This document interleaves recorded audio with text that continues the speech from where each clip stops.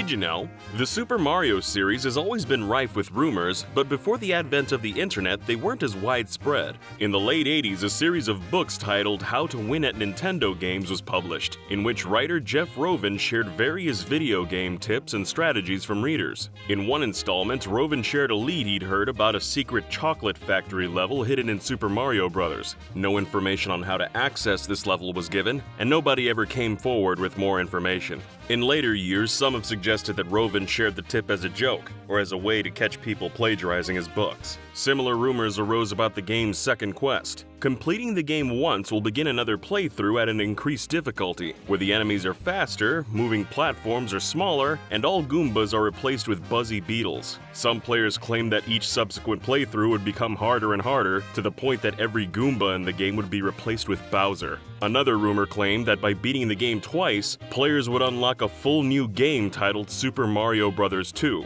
These claims were all false, as beating the game again simply starts another playthrough on the same harder difficulty. According to TV Tropes, there were also rumors of reaching a secret World 10 Stage 1. Although this was a hoax and Nintendo never included any worlds beyond World 8 Stage 4 in the game, there is some truth to the rumor. Due to the way that Super Mario Bros. Was made, the game has 256 worlds, most of which are unused. Everything beyond the planned levels are glitches that reuse data from the real levels. Because of this, it's possible to access a glitched, unplanned World 10 Stage 1 using cheat devices or by hacking the game. The game allegedly had a no-death trick as well, where plugging in a second controller and holding B would turn Mario invincible. This, of course, was false. Another rumor of the era was that something could be found behind the flagpole, and that it was possible to jump over and reach whatever was there. Although players eventually found out how to jump the flagpoles in Worlds 1 Stage 1 and World 3 Stage 3, the only thing beyond the flag is infinitely looping space.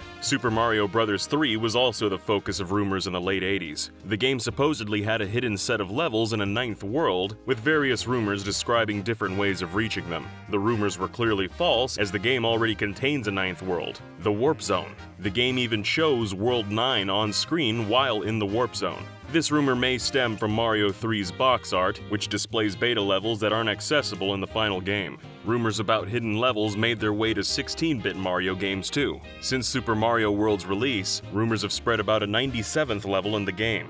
Descriptions of how to unlock the level range from getting specific dragon coins in the right order to collecting all dragon coins in every level. However, not only does no such level exist, but the premise of this rumor is based on a misunderstanding. If the player completes Super Mario World, the file select will show the number 96. Although you might assume this means 96 levels completed, it actually means 96 exits found. The game only has 72 levels, but several levels have multiple exits, which add up to 96. After completing Mario World's Special World, the game will become autumn-themed. This led to rumors that completing the game a second and third time would unlock winter and spring themes, but this claim is baseless. There also aren't any dedicated art assets within the game's data that would suggest this is a feature. Super Mario World rumors continue to emerge, even as recent as 2006. Late into the year, a video emerged showing how to reach a hidden level containing a secret laser suit power-up, which had all the functionality of the cape, plus the ability to shoot lasers. While the video fooled many, the laser suit was actually a ROM hack created by a modder known as K Phoenix. By K Phoenix's own admission on the ACLM's board forums, the special message from Nintendo staff at the start of the level was added specifically to fool people who saw the video.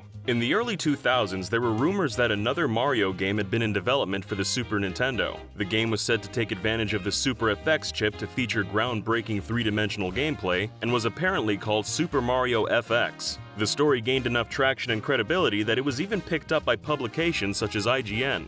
The source of the initial rumor appears to be an interview with series creator Shigeru Miyamoto from the January 1996 issue of Nintendo Power, where Miyamoto stated that he formulated the first ideas for Super Mario 64 while working on Star Fox, a project which pioneered the use of the Super FX chip to create full 3D polygonal environments. To help clear things up, retro gaming site SNES Central reached out to Dylan Cuthbert, a developer who worked with Nintendo and the Super FX chip. Cuthbert confirmed that Super Mario FX was actually just the internal project codename for the Super FX chip itself, discrediting the rumor. Some of the wildest rumors in the series' history came about during the Nintendo 64 era, namely the infamous L is Real 2401 rumor from Super Mario 64. As the story goes, the inscription on the fountain in the castle courtyard appears to bear the message L is Real 2401. Many players interpreted this as a secret clue hinting that it was possible to play as Luigi. Theories on how to achieve this included collecting all the coins in the game, running a specific number of laps around the castle, or finding all 120 power stars within a specific time limit, and so on. So many stories from players who claim to have actually unlocked Luigi flooded the internet that IGN offered a $100 reward to anyone who could produce concrete proof that Luigi was playable in Super Mario 64.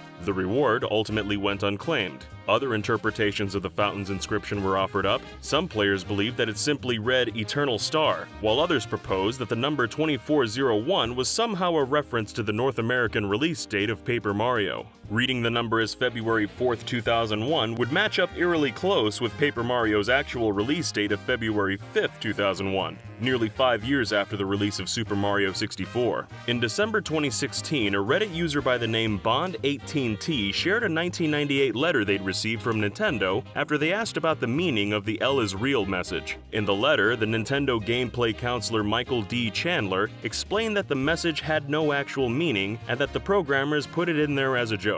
As another nail in the coffin for the L is Real rumor, the same texture that was used on the fountain in Super Mario 64 also appears in The Legend of Zelda: Ocarina of Time. Rumored power-ups for Mario 64 included a Hammer Brothers suit, which could allegedly be obtained behind the waterfall in the courtyard, as well as Fire Mario and Ninja Mario. Dan Ausen, a translator at Nintendo of America who worked as a contributing writer for the Nintendo Power magazine and Nintendo's official website, received frequent questions from fans about the existence of a ninja power-up in Mario 64. Despite repeatedly stating that no such power-ups exist, fans continued to ask about Ninja Mario. It was also rumored that players could ride and control Yoshi after beating the game. Yoshi himself appears in the game after collecting all 120 Power Stars, but riding Yoshi is not possible. Yoshi would eventually be rideable in Super Mario Sunshine, and would later appear in Mario 64's DS remake as a fully playable character. The next major Mario game to make its way to the Nintendo 64 system, Mario Kart 64, featured 8 playable characters. One common rumor about the game was that a Magic Koopa was an unlockable character. Some doctored screenshots were even passed around that showed him in action, but beyond the lies, there was some truth to the rumor. Magic Koopa was actually planned to be a playable character back when the game was titled Mario Kart R, and even appeared in pre-release media. Pictures of the early character select screen reveal that Magic Koopa was ultimately replaced by Donkey Kong in the final game. Another character that was rumored to be unlockable in Mario Kart 64 was a Thwomp. Not just any Thwomp though, specifically the green Thwomp that can be found behind prison bars on the Bowser's Castle track. Nicknamed Marty by the community, many rumors of how to unlock this Thwomp were shared across various sites. The most significant piece of evidence that supported the rumor was a YouTube video from April 1st, 2007 showing that Marty could be unlocked by playing as Bowser. The player would need to drive backwards around the track, circle the statue of Bowser several times, use mushrooms to boost up the stairs, at which point Marty would become playable. The video turned out to be an April Fool's hoax, and data mining the game showed no evidence of Marty being playable. Unlocking different characters would become a recurring rumor for Mario titles. After the release of Yoshi's Story in 1997, methods for how to unlock 2 additional colors of Yoshi began to appear online, and continued to circulate into the 2000s. In order to unlock Purple Yoshi, it was said that players had to collect every single coin in the game. To unlock Gold Yoshi, players had to unlock every level in the game's time trial mode, and then beat the top score for each of those levels. Documented attempts to replicate both of these methods have proven them to be false, and data mining the game's files shows no trace of either Yoshi in the game. Footage of Yoshi's Story early in its development revealed that both purple and brown Yoshis were a part of the game at one point, but were eventually replaced by the pink and white Yoshis seen in the finished product. Unlike other rumors that were proven false, the purple Yoshi rumor remained a fixture on many walkthroughs and cheat code websites for years after the game's release. Speaking of Yoshi, there are rumors on how to get a green Yoshi in Super Mario Sunshine. Although official artwork and early videos show a green Yoshi, this variant doesn't exist in the game. The only time Yoshis turn green is when they're about about to vanish. However, some fans who were desperate to have a green Yoshi discovered it's possible to alter a Yoshi's color using action replay codes. Another rumor about Sunshine is about a hidden book in Noki Bay. Many rumors have emerged on how to retrieve or open the book and what it does. In reality, it doesn't do anything, and Mario can't interact with it. The book is most likely an early asset that was left in the game by accident. It was apparently going to be used in a mission to get a shine sprite, but the way of retrieving the sprite is said to have been changed to collecting 8 red coins. Another rumor stated that in the Japanese version of the game, the book was used in a level that was removed internationally. Another one claims that the book has a message reading, "You have no life," signed Shigeru Miyamoto. Both of these rumors are false. Some rumors were also spread that Luigi was actually present in Super Mario Sunshine. According to the rumor, collecting all 120 shine sprites would cause Waluigi to appear, alongside Luigi trapped in a cage. Defeating Waluigi in a boss battle would supposedly free Luigi and unlock him as a playable character, but this rumor was easily proven false by players who actually collected all the shine sprites. Similar to the rumors of Luigi being playable in Super Mario 64, the game's remake for the Nintendo DS inspired rampant rumors about Waluigi being a playable character. The rumor reached a fever pitch in 2005 after a scan of a magazine article showing screenshots of Waluigi in action began making the rounds on the internet. According to the article, in order to unlock Waluigi, players would have to find all the stars and be the fastest foot racer in the land, at which point they'd have to defeat a Rabbit King boss and claim the key to Waluigi's room. It turned out that the article was a hoax created by Nintendo World Report writer Andrew Brown, who uploaded the fake article to his DeviantArt account and shared it on various gaming forums as an April Fool's prank. Within a week, the image spiked in popularity all over the world as people claimed the fake scan had come from Nintendo Power or was featured on IGN. Also in 2005, Go Nintendo reported on a leak they'd heard about the development of a new Mario Paint game for the Nintendo DS. According to the leak, Nintendo was considering releasing it as 3 smaller games, one for music creation, one for animation, and one for painting. The games would even have featured connectivity with the Wii, then known as the Revolution. No mention of such a project was ever heard through official channels, and it may never have existed at all. Other game rumors had most substantial evidence, however. One video from December 2007 fooled many, and claimed to reveal gameplay of Super Mario Galaxy for the Nintendo DS. In the video, it was shown that collecting every star with both Mario and Luigi in the Wii game would unlock the option to transfer a special version of the game to the DS over a wireless connection. Gameplay consisted of Mario and Luigi exploring simultaneously using touchscreen controls, and each star the player collected in the DS version could be redeemed for 10 Wii Shop points. The video had many viewers on YouTube convinced. However, a different version of the video uploaded to the site Stage 6 revealed that the whole thing was actually a project by video editor Pablo Belmonte. Belmonte was known for previous video game hoaxes and had the self-professed goal of simulating a DS version of Super Mario Galaxy using the technical specs of Super Mario 64 DS. This wouldn't be the only time that gamers were teased with a mainline Mario platformer. In a January 2012 investors meeting, then Nintendo president Satoru Iwata revealed the company were developing a new 2D Mario game for the 3DS. According to an IGN article from April 12, 2012, Nintendo registered a trademark and domain for Super Mario 4. 5 days later, an interview with Shigeru Miyamoto was posted on Korean website Beta News, where Miyamoto confirmed the existence of Mario 4, saying, "We are making Super Mario 4, but all I can say is, we just announced that game. More details will be revealed later." It seemed as though a game titled Super Mario 4 would be shown off soon, but no reveal came. The game Iwata referred to at the investor meeting was revealed to be New Super Mario Bros. 2, which left some gamers confused. Although it's possible this game was originally titled Super Mario 4, there's another likely explanation. New Super Mario Bros. U was in development when Miyamoto was interviewed, and this was the 4th New Super Mario Bros. Game to be released. This seems to imply that Mario Bros. U was the rumored Super Mario 4. In 2013, there were supposed leaks that Super Mario 64 would be remade again, but this time for the Wii U. Dubbed Reimagined, the game would have been the first in a series of HD remakes of older titles, released exclusively on the eShop for $30. The Reimagined version of Super Mario 64 was said to include 2-player online co-op with both Mario and Luigi, as well as new multiplayer modes such as Race to the Star and Coin Collector. However, no official announcement of such a project ever materialized. During the run-up to the release of Mario Kart 8, the Spanish-language official Nintendo magazine published an article that listed Diddy Kong as one of the game's playable characters, and even featured artwork of Diddy alongside other confirmed characters. Upon the game's release, however, Diddy Kong was nowhere to be found. fans still clamored for him to join the game, and new screenshots began circulating that showed a lineup of upcoming DLC characters, including Diddy, Magikoopa, Professor Egad, Birdo, and Plessy. While Mario Kart 8 would receive new characters as DLC, none of the rumored characters made the cut.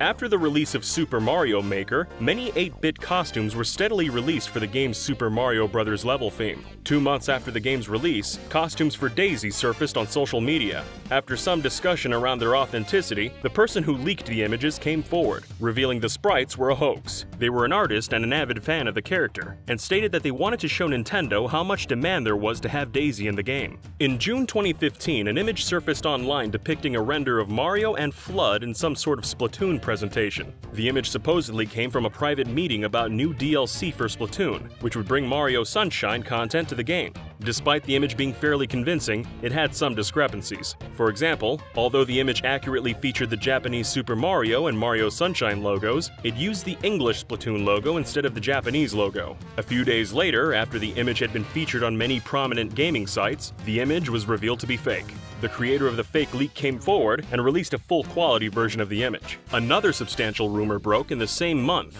According to Spanish site Revo Gamers, Nintendo and Disney were working out a collaborative deal involving games, toys to life, and even movies. Disney allegedly wanted Mario to appear in Disney Infinity, and they also wanted Nintendo characters for use in their films. Arguably, the biggest part of the deal was a game featuring both Mickey Mouse and Mario. Nintendo was apparently open to the deal as a whole and the game, and were negotiating terms. Revo Gamers had previously put out accurate information on several amiibo before they were announced, as well as Activision using Nintendo characters for Skylanders. This positive track record added some authenticity to the rumor, but nothing more has surfaced online since the article was published. One particularly vague rumor came from an unusual source. In 1993, soda pop company Faygo Beverages ran a Mario-themed advertising campaign as a tie-in with the live-action Super Mario Bros. Movie. In October 2017, while sharing a photo of some of the Mario-themed drinks from this campaign on their Instagram page, the company proposed that an unfound reference to Faygo Beverages existed in a Mario game. While no details were forthcoming, fans theorized that any such Easter egg would likely be hidden in Super Mario All-Stars, Mario's Time Machine, or Mario is Missing.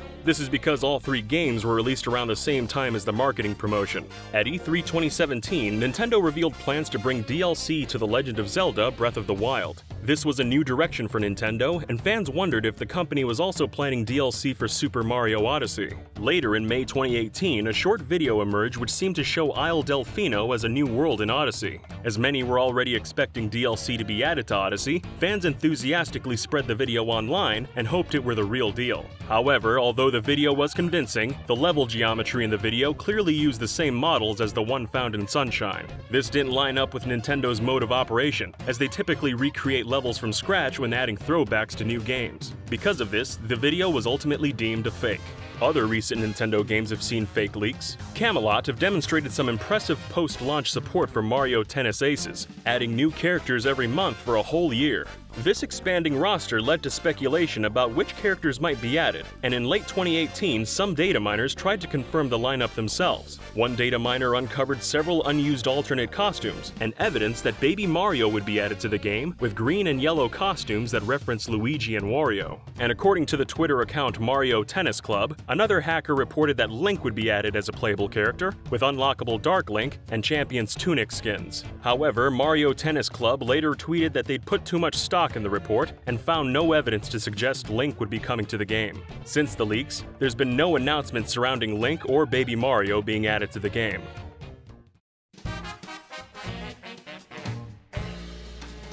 Did you know that a 2.5D Mario title was rumored to be coming to the GBA near its launch? Or that there was supposedly going to be a crossover between Mario and Kingdom Hearts? In this video, we'll cover these rumors and lots more, so make sure you stick around until the end. In 2019, we made a video that delved into the history of Mario rumors, and at the time, we thought the video was fairly comprehensive. But since then, we found even more rumors from Mario's past, and a few new rumors popped up since we made that initial video. So, we're back to complete our retrospective on the history of Mario rumors, and we're starting with a tall tale from all the way back in the early 90s. During the height of the Super Nintendo's success, Super Mario World was rumored to have a bonus Moon World, similar to the game's Special World. The rumor even seemed to stem from an official source, an issue of Club Nintendo magazine in Australia. According to the magazine, not only were players able to visit a moon in Super Mario World, but they could also go to the moon in other titles like Super Mario Land and Super Mario World 2 Yoshi's Island. In reality, up until this point, the only Mario title with a moon-themed level was Super Mario Land 2. There's obviously no Moon World in Super Mario World, or any indication of one being planned in its game data. The rumor lived on though, and was prevalent enough for several ROM hackers to create mods of the game featuring moon-inspired levels. Another rumor from the 90s claimed that Bowser has, or at one point had, a wife named Claudia Koopa. According to the rumor, the character was first revealed in an article from a UK version of Nintendo Power. A supposed image of Claudia even circulated online, adding to the hearsay. However, this image comes from an issue of the Nintendo Comic System, where a page from Bowser's high school yearbook is shown. This unnamed character is never stated to have any sort of relationship with Bowser, and was likely just a visual gag.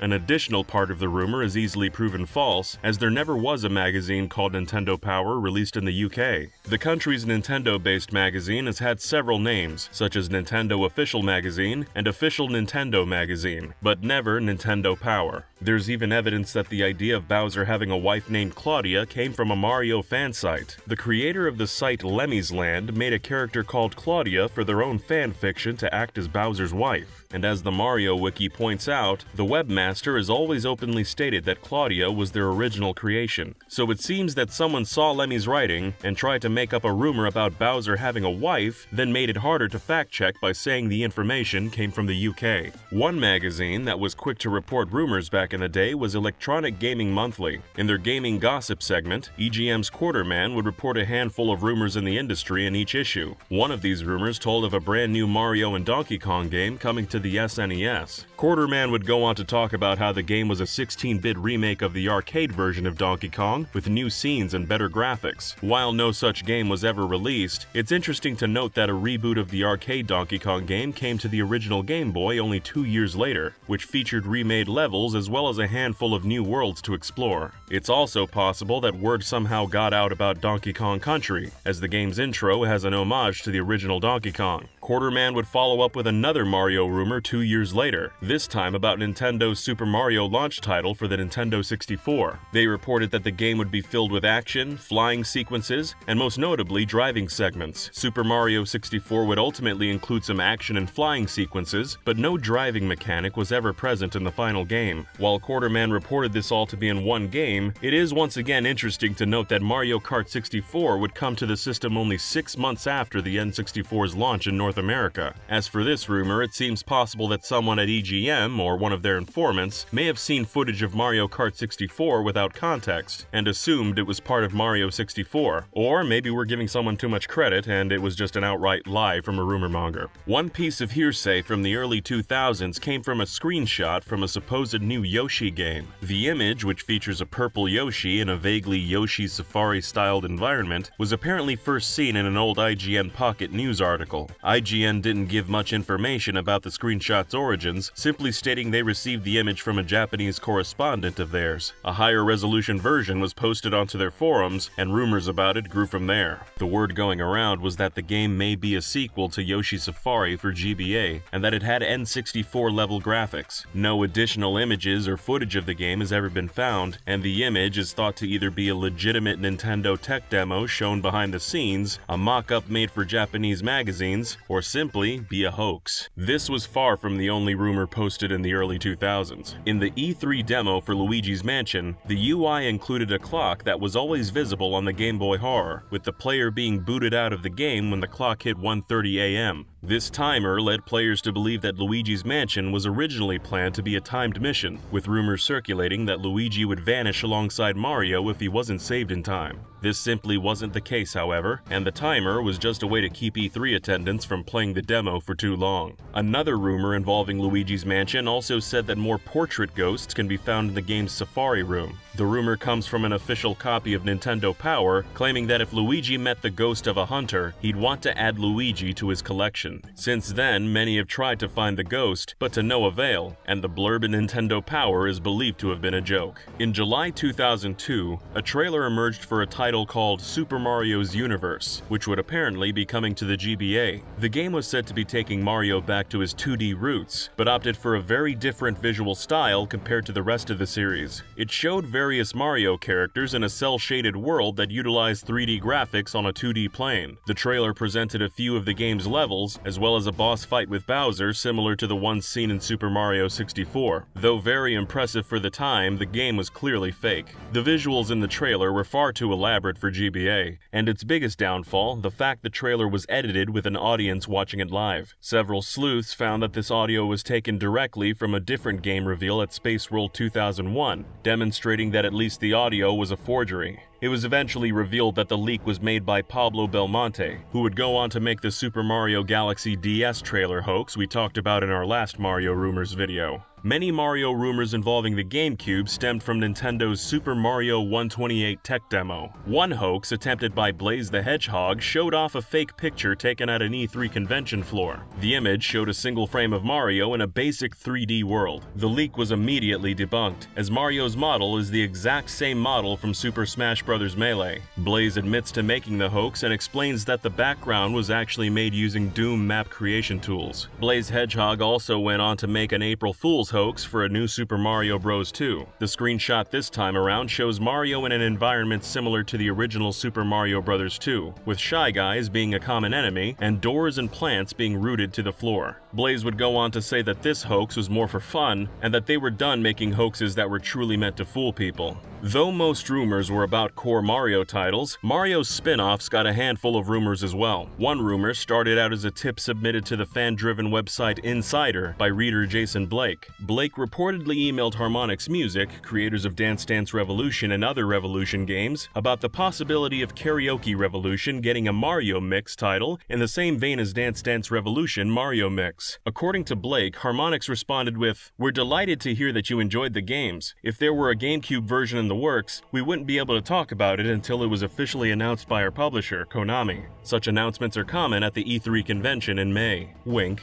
The email was interpreted by some as a tease that Harmonix would have something to show at that upcoming E3. However, to this day, no follow-up has been made to the Revolution with Mario series. Mario rumors obviously hit the Wii as well. In 2007, EGM once again reported a new crossover for Mario, this time with Square Enix's Kingdom Hearts series. The game, titled Mushroom Kingdom Hearts, would apparently take Sora, Mickey, and many others from the first two Kingdom Hearts games into the Mushroom Kingdom. The game would also introduce not just Mario characters, but over 41 Nintendo characters as a whole. Despite this emphasis on Nintendo content, the game was apparently set to be both developed and published by Square Enix. But if the photoshopped Super Mario Sunshine art didn't give away the fact this announcement was bogus, the fact it was published in EGM's April issue should have. However, this didn't stop many fans from thinking it was real and taking to online message boards only to be told it's a hoax by their peers. Another unique Mario crossover was rumored for the plumber, but this time with Norton Antivirus. In November 2008, Kotaku reported that Norton would be releasing a gaming edition of its antivirus software, which would have been used to help optimize a user's PC for gaming. The image Kotaku published in the article featured a Norton Antivirus box with Dr. Mario and various assets from the sub-series featured front and center. Interestingly, Kotaku never mentions Dr. Mario in their article at all, or even Nintendo.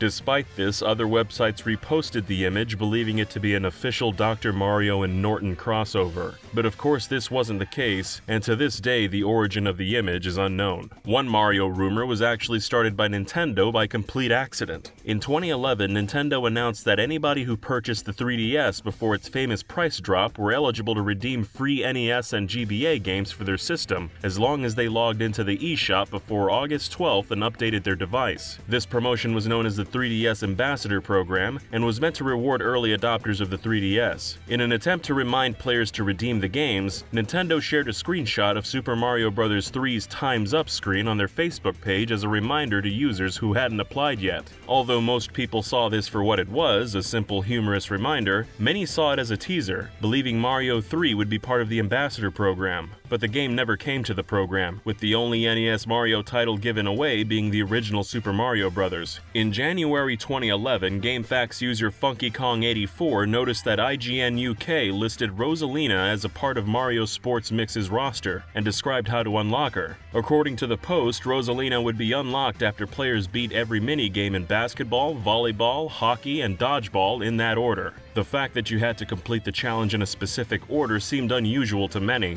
as Mario games very rarely expect players to accomplish strings of specific tasks to unlock content. As it turns out, the information was an inaccurate fan submission, and IGN UK would later update their website to remove the Rosalina listing, but not before many would actually try to unlock her. Another sports game Rosalina was reported to be in was Mario Tennis Open. In an issue of the Japanese Nintendo magazine Nindori, a segment dedicated to Mario Tennis Open provided readers with a QR code that would allow them to unlock a black-colored Yoshi. An image of this page appeared online, with Rosalina's head pasted over the code. Rosalina's head over the QR code, as well as many other Super Mario Galaxy elements in the game, led many Western players to believe Rosalina could be unlocked in the game, or maybe added in a future update. This was idle speculation and was simply untrue. But there was some truth under the surface of it all. In an interview with the game's producer Shugo Takahashi, Shugo revealed that Rosalina was actually intended to be a part of the game to represent Mario Galaxy, but couldn't be properly implemented. As a concession, Luma was added to the game instead. That wasn't the only handheld Mario hearsay. Super Mario 64 DS was set to have an unused minigame, and there was apparently hidden data to support this claim. In the game's data for the minigames, files named Wrecking Crew were set to exist, but went unused. This naturally led a few data miners to believe a Wrecking Crew-based minigame had been planned at some point. This speculation would then spread onto a few Mario message boards. Upon further inspection, however, the cutting room floor user Rusty found that Wrecking Crew was nothing more than the internal name for the Coincentration minigame, putting an end to the rumors. In 2015, a video of what appeared to be a 3DS remake of the Thousand Year Door circulated online. The video showed a 3DS loading the game and a title screen that added 3D to Thousand Year Door's logo. The video was only a few seconds long, and despite being well made, the dubious nature of its appearance and the low video quality had many users suspicious from the get-go. Despite this, many believed it, and the video gained a fair amount of traction. It wasn't until about a week later that the user who uploaded the original video, Fawful the Great 64, took down the video and released a confession about the leak being fake.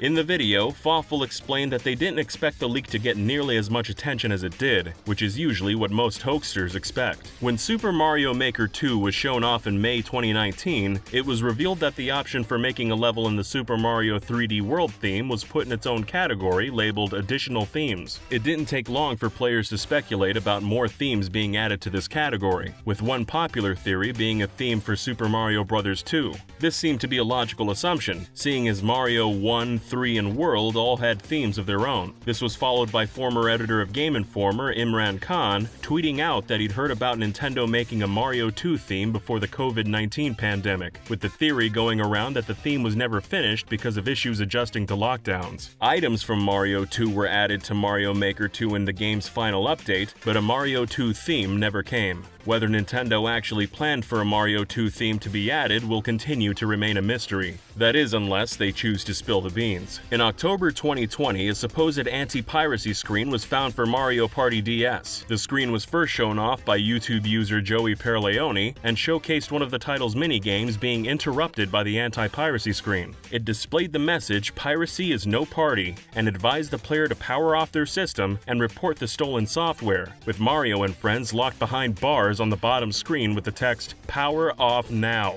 The video was so convincing that it was taken at face value, and some even added it to the cutting room floor page on the game. It wasn't long before an administrator for the website, Kaito Sinclair, updated the page with the note that stated that the Mario Party DS page would be protected due to excessive vandalism. As you likely expect, the screen was entirely fake. Joey would go on to create more videos about fake anti-piracy measures in Mario Party DS, and somewhat set a trend for the creation of fake anti buy piracy screens for many Nintendo games from then on. One common way games are leaked these days is in the form of online shop listings. In April 2020, Amazon France listed that Super Mario Odyssey would be coming to both the Switch and PC, with listings for Sega and PlayStation titles alongside it. The leak included no info on the game and a complete lack of images. This leak would later go on to be debunked by many other companies, such as Sega and Sony, who confirmed that their games wouldn't be coming to the platform, which in turn deconfirmed Mario Odyssey's coming to the PC. That said, a Sony title would be announced for the PC that same year, with Horizon Zero Dawn's Complete Edition being announced for PC just a few months later. The Mario Odyssey leaks didn't stop there. Another alleged leak hit Twitter, complete with screenshots of what appeared to be a development build of an upcoming sequel. One image showed Mario in a very early version of an unknown kingdom, with one more showing him using a canoe going down a river. The screenshots also showed off a UI similar to Mario Odyssey's, as well as a debug menu. The screenshots had originally begun to circulate after being posted on 4chan. The first screenshot was soon debunked by the Twitter account Forest of Illusion, who revealed the images to be fake. They were first shared on a Discord server, then later posted onto 4chan by one of the server's members. The second image, however, has no known origin, with some claiming it was first shared around 2018. Another interesting detail is that both the second screenshot and Mario Odyssey share the exact same debug menu, which was seen during E3, but the leaked screenshot shows even more options. Regardless, no news has surfaced on a Mario Odyssey sequel since, and the images are almost certainly both fake. One rumor hit Twitter after Jeff Grubb, who's associated with leaking gaming news early, simply tweeted, "Super Mario RPG." But this seems to be the end of his association with the rumor. Some thought Jeff was hinting at some sort of news leak, but then another Twitter user named Sharito724 replied, adding fuel to the flames. Sharito said they had information about a sequel to the Mario RPG games, and that the game would be revealed soon alongside the release of the original Super Mario RPG on Nintendo's Switch Online app, which has NES and SNES games to play. We can't say exactly why Jeff Grubb originally tweeted Super Mario RPG, but it's fairly obvious that Sharito's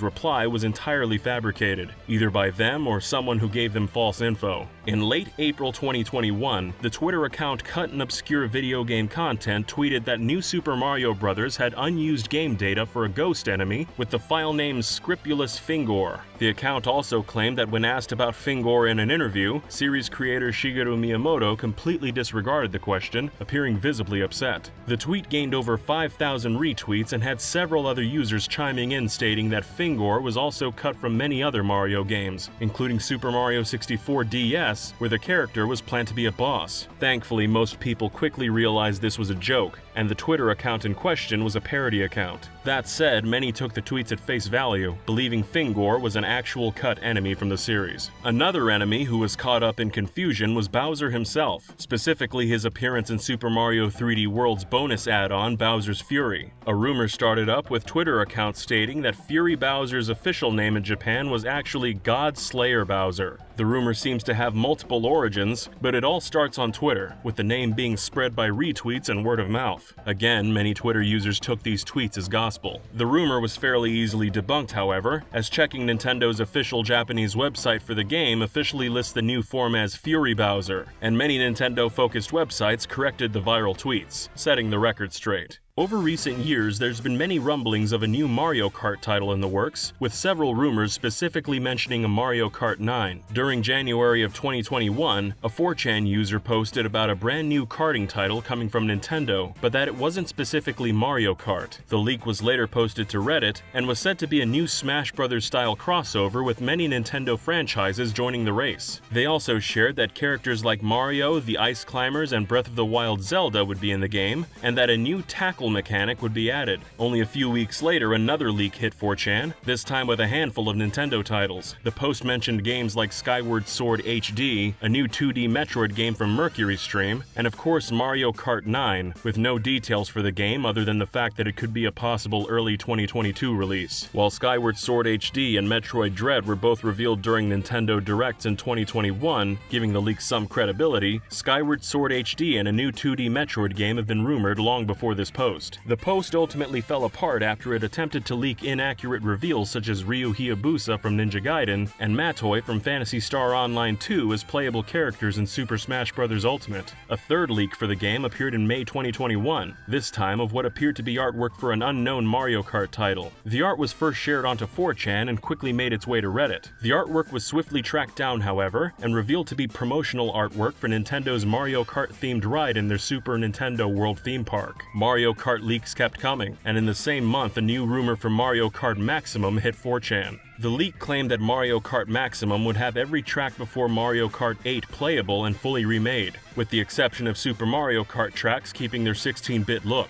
The leak went on to list off a full roster of characters from Mario Kart's past, including new characters such as Captain Falcon and Kirby, with every character in the game also having unlockable color swaps and costumes. The game would even come with 2 new modes, called Party and King of the Circle. Party mode would replace all the item blocks with dice, with the dice roll determining what item the player ended up with. Holding on to dice blocks would lead to higher numbers, with a roll over 50 being a winning roll. King of the Circle, on the other hand, was a simple King of the Hill mode, where players earned points the longer they stayed within a set circle, and if it wasn't clear already, none of these Mario Karts were even remotely true. Another rumored Mario game for the Switch in 2021 was New Super Mario Bros. 3. The rumor comes from an alleged listing of the game on Nintendo's official website. The listing showed no artwork or release date for the game, and shortly disappeared after a supposed screenshot was posted on Twitter and 4chan. The rumor didn't have very long legs, however, as the creator of the listing image quickly debunked it themselves. They replied to the original tweet saying it was meant to be a joke, and was to make a point that anybody can make a fake leak, a point that is undoubtedly true. In February 2021, Reddit user Waluigi Bubsy Pluck noticed that Nintendo had recently updated the website domain for www.waluigi.com, with the URL now leading to an endless reloading website. This sparked some discussion about a pending Waluigi announcement, but it's worth pointing out that the history of this particular web domain is a bit strange. Originally, the URL was used as a promotional link that led to the original Mario Tennis 64 website. Later on, the link changed and would redirect users to Nintendo's English North American website. And as of the making of this video, the link now redirects people to 1-2-Switch's product page. It's unknown why Nintendo has changed the link so many times or why it now points to 1-2-Switch, but something few have taken note of is that Waluigi and Super Mario are the only Mario characters with official websites that Nintendo owns. If you try entering any other Mario character's name followed by .com, they usually just take you to for sale web domain sites or dead pages.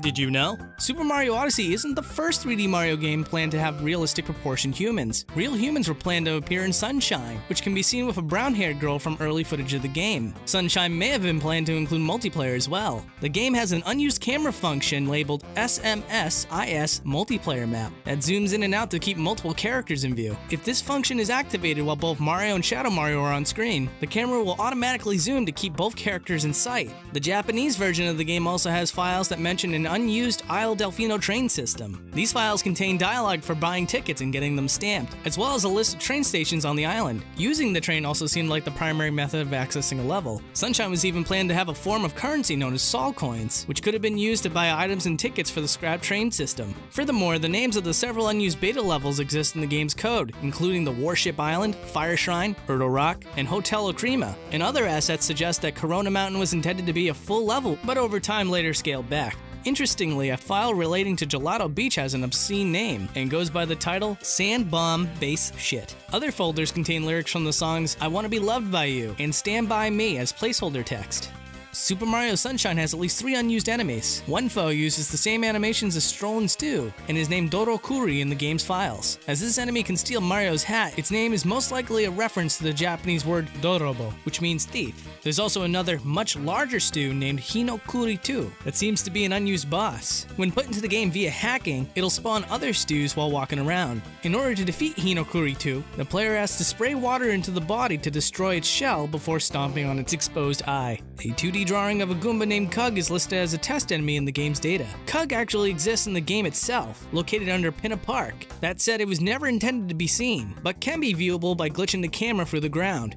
Every area in the game has an image file that determines the distribution of goop within that level. For levels that don't contain any goop, the developers filled the unused images with notes and doodles, including a sketch of Kug. Several of the game's areas also have unused music. When Mario rides Yoshi, drums will be played to the beat of the song. Since Yoshi is absent from Noki Bay, the casino mission of Hotel Delfino, or any other secret courses, the Yoshi arrangements go unused. Another unused idea was having Flood use a gun-like nozzle for shooting enemies. The team cut this early on, fearing that the gun-like item would receive backlash in the United States. Super Mario Sunshine features full English voice acting in all versions of the game. Outside of English-speaking countries, the game can only be understood through subtitles in the local language. Surprisingly, the Japanese version of Sunshine features even more English in the game's Western release. When Mario and company arrive at Isle Delfino in the initial cutscene, Mario and Toadsworth have a brief conversation in the background. I imagine we'll be spending a fair amount of time at the princess's side. Look like Mario's gonna have to find a job. This dialogue was removed from the international release for unknown reasons. The Japanese version of the courtroom scene also uses an alternate recording. In this alternate take, one of the voice actors mispronounces the word shine as shrine. The in-game signposts in the Japanese version even display messages written in English. The text itself is just fragments of a dictionary sample sentence, and was replaced with generic symbols in other versions of the game. International versions of Super Mario Sunshine have several changes to the game's difficulty. One example can be found in the 6th episode of Serena Beach. The Japanese version requires players to clean 99% of the gloop in order to complete the mission, while only 95% needs to be cleaned in the Western version. In Europe, there are even more changes to the game's difficulty. The Ferris wheel in Pinna Park and the Windmill and Bianco Hills both move slower in other versions.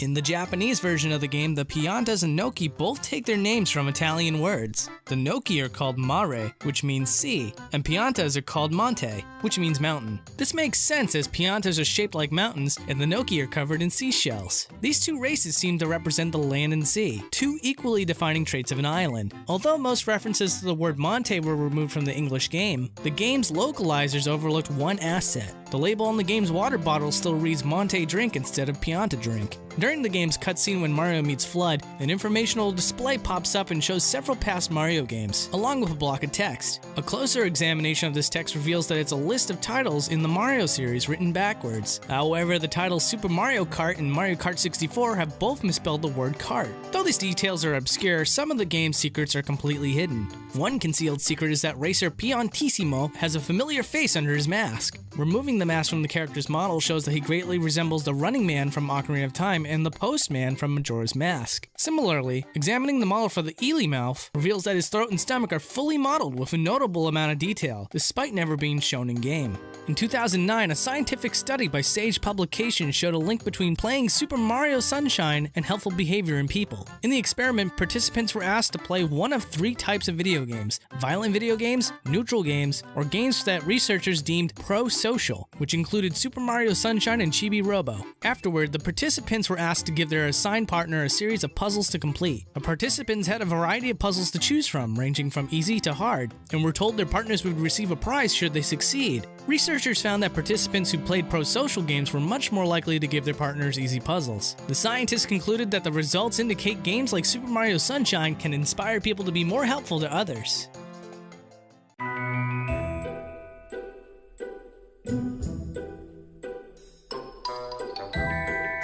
Did you know? During the lifespan of the Super Famicom's Satellaview add-on, Nintendo experimented with publishing digital magazines. This was done with an officially licensed Mario virtual magazine called Shitamache Ninjo Gakijo, which translates as Lower City Empathy Theatre in English. What's most surprising about the magazine are the adult jokes and illustrations within it. The images within depict Mario smoking a cigarette, Mario committing physical assault, and even showing a lewd act between Peach and Toad. The actual data for the magazine is currently lost, but a total of 6 issues are known to exist.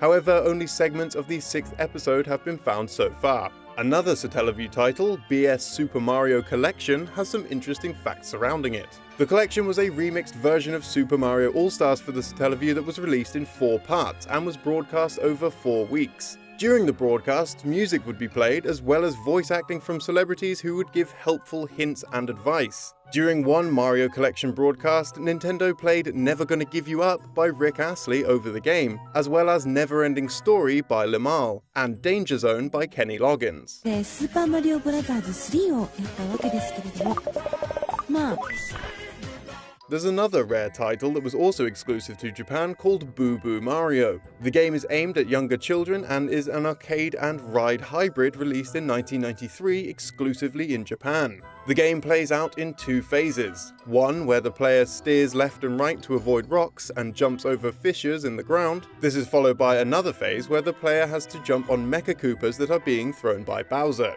Boo Boo Mario may be hard to find, but some games are even more obscure, due in part to them never being released. Yoshi Racing is a rejected pitch for a 3D character racing game in the Yoshi franchise. The game was revealed in a Eurogamer article that delved into Argonaut Games and the development of Star Fox on the Super Nintendo. Originally, the game was described as a 3D platformer and left unnamed. However, an ex-Argonaut employee would later name the project and describe it as a 3D racing game. This game seems to be the same project that later evolved into Croc, but before the project became more of a 3D platformer. The Mario series has plenty of secrets in its less obscure games as well. 2015's Super Mario Bros. Encyclopedia explains one quirk about Super Mario Sunshine that many fans have wondered about for years. The Yoshis in the game are destroyed when they come into contact with water, similar to the game's enemies. This is actually because all Yoshis in the game are from the magic paintbrush wielded by Bowser Jr., just like the enemies. Another detail about Sunshine that often goes unnoticed is hidden in plain sight near the start of the game.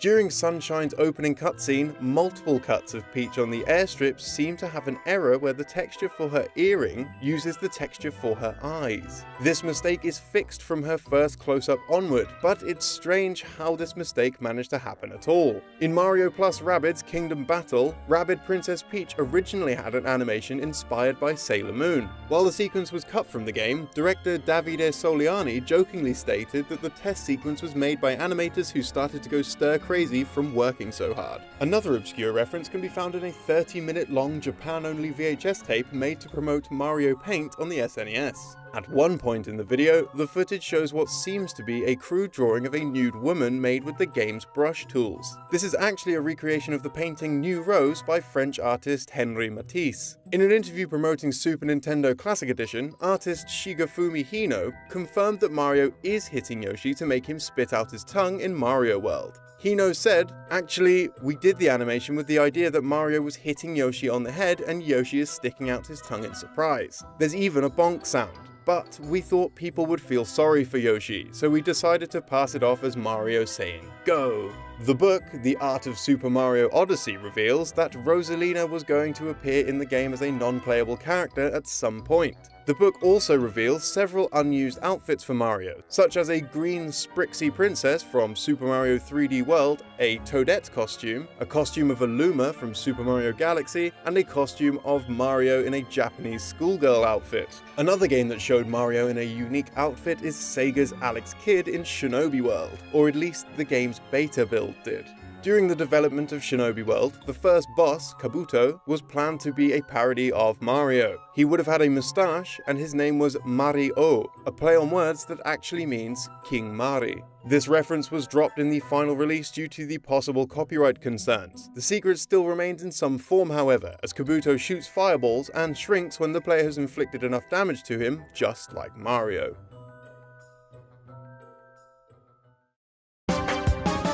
One interesting detail about Mario Party 9 doesn't appear within the game, but on its cover. Luigi is absent from the Japanese box art of Mario Party 9, and was even missing from the pre-release North American box as well. Fans seem to have noticed this, and were disappointed that Nintendo left Luigi out of the spotlight. Perhaps due to the small outcry from fans, Luigi was added to the North American cover before the game's Western release. Another oversight that took Nintendo far longer to notice is from Super Mario World. In the game, Bowser's skin is green, and not his usual orange tone. This wasn't an aesthetic poetic choice, however, this was actually a mistake. Super Mario World artist Shigefumi Hino didn't notice the error until Nintendo were importing the game's art assets into Super Mario Maker around 25 years after the game's release. Other Mario enemies have secrets too. In Paper Mario: The Thousand-Year Door, when tackling up a bomb named Fred in Far Outpost, Goombella says, "That Fred, he's not very freaky for a Fred though."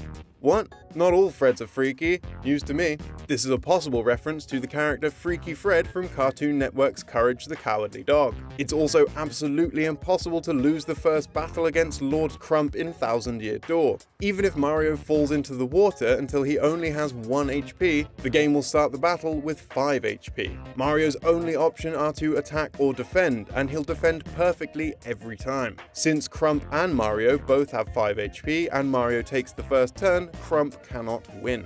Mario enemies also have interesting facts around them even in the series' earliest games. In Super Mario Bros. 3, if a Muncher is hit with Raccoon Mario's tail attack, it will turn him into a block. This trick was carried over to the All-Stars version of the game on the SNES, but not Super Mario Advance 4, Super Mario Bros. 3 on the Game Boy Advance. The long-running Mario enemy, Lakitu, is called Jugemu in Japan. This name comes from a folktale where a couple couldn't think of a good name for their newborn baby boy. In the tale, the father consulted the chief priest in the area to think of a name. The priest had a few suggestions, but also couldn't decide on a single name. They ended up mixing up all the names together into one big name, which is shown on the screen right now. Another interesting enemy secret is that the tanuki-tailed Bowser in Super Mario 3D Land is actually a Goomba using a Super Leaf. This was done as an homage to the original Super Mario Bros. Game, where all the Bowsers before the final castle were enemies disguised as Bowser. Earlier portable Mario titles have Easter eggs too. In Super Mario Land 2, 6 Golden Coins, the first Space Zone level features stars that spell out happy. However, most of these stars cannot be seen during normal gameplay, with the player only being able to see the letter Y by jumping up and to the left of the second money bag. The word can only be seen in its entirety with the aid of hacking or a cheat device. Many people cite Mario Teaches Typing as the first game where Charles Martinet provided the voice of Mario. However, one Nintendo game predates even this. The Super Mario Bros. Pinball arcade machine featured samples of Martinet as Mario, and released several months before Mario Teaches Typing. During Super Mario Bros. 30th anniversary at the Nintendo store in New York City, original Super Mario Bros. Planning sheets were put on display. One of these sheets happened to show an early version of the game's title screen, which featured a different logo and a fence on the right of the screen. Another interesting fact is that the first track on the officially licensed Mario album, Sound Mario Bros., is titled Super Mario Bros. Odyssey. This was over 30 years before the release of Super Mario Odyssey. Unfortunately, the track itself is more reminiscent of Star Wars than it is of Mario.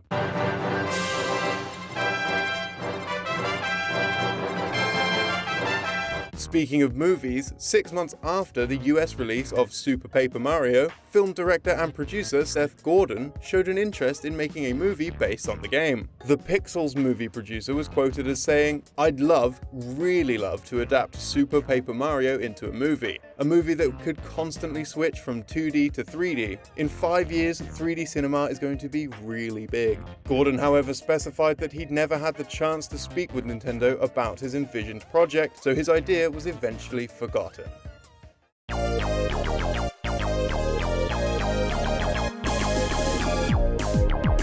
Did you know? If it weren't for the restraints of the Super Nintendo, Super Mario Kart may never have been made. Concepts for Super Mario Kart began in fall 1990 and came from a team of only 8 people. Nintendo veteran Shigeru Miyamoto supplied the original concept for the game, which was the idea to make a sequel to F-Zero. He envisioned the game as F-Zero for 2 players, since the original game was a single-player experience. However, this was deemed impossible, as F-Zero's long and straight racetracks and blindingly fast gameplay would be hard to pull off with 2 players on the Super Nintendo. They instead opted for a track design that was much shorter and more compact with a lot of twists and turns. According to the team, the only vehicle that made sense to traverse these courses were karts, as they moved a lot slower than what was seen in F-Zero. When it came to the game's roster, the team originally used generic overall-wearing men for racers. Though they had different color schemes, it wasn't very clear who was driving from their perspective. Roughly 4 months into the project, Nintendo decided on using more recognizable characters and took Mario Mario for a test drive. Afterwards, the roster was quickly decided on. Following Mario, the team added Luigi and other characters who were recognizable from behind, such as Peach, Yoshi, and Bowser. Koopa Troopa was said to have been chosen last, as the team wasn't really sure what to do with him and decided to throw him in. Donkey Kong Jr. was picked over Donkey Kong due to the Donkey Kong Jr. game having its 10th anniversary the same year Super Mario Kart released. The fact that he wore a shirt also made him easier to draw.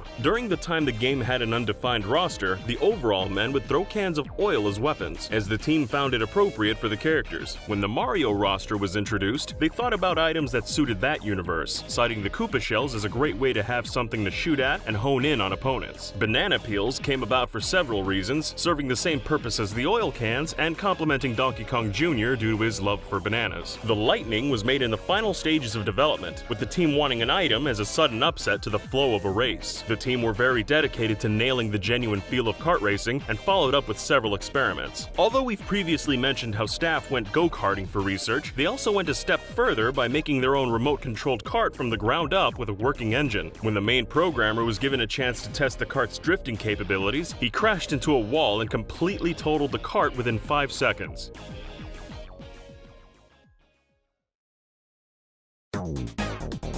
After the release of Mario Kart 64, series director Hideki Kono stepped away from the franchise for nearly a decade, being absent for Super Circuit and Double Dash. He'd been busy working on other titles like Luigi's Mansion and Wind Waker, and when he made his return to the series with Mario Kart DS, things only got busier for him. At the same time, Kono was serving as a producer for Nintendogs and was constantly juggling between the two, marking the first time he ever dealt with this kind of challenge. There were a number of ideas he had for the game that didn't make it into the final product, but one idea that didn't cross his mind at first was online functionality. Mario Kart DS was the first Nintendo game to support the now-defunct Nintendo Wi-Fi connection, but it wasn't implemented until 6 months out from the game's release. The team had focused on making the game work with 8 human players via wireless connection, and when that proved to work out well, they decided to take it online. Though Kono had been frustrated about having to scrap ideas, he was able to bring a lot of his concepts into Mario Kart Wii, alongside what he learned from Mario Kart DS. Mario Kart 7 was the first game in the series to be developed internationally.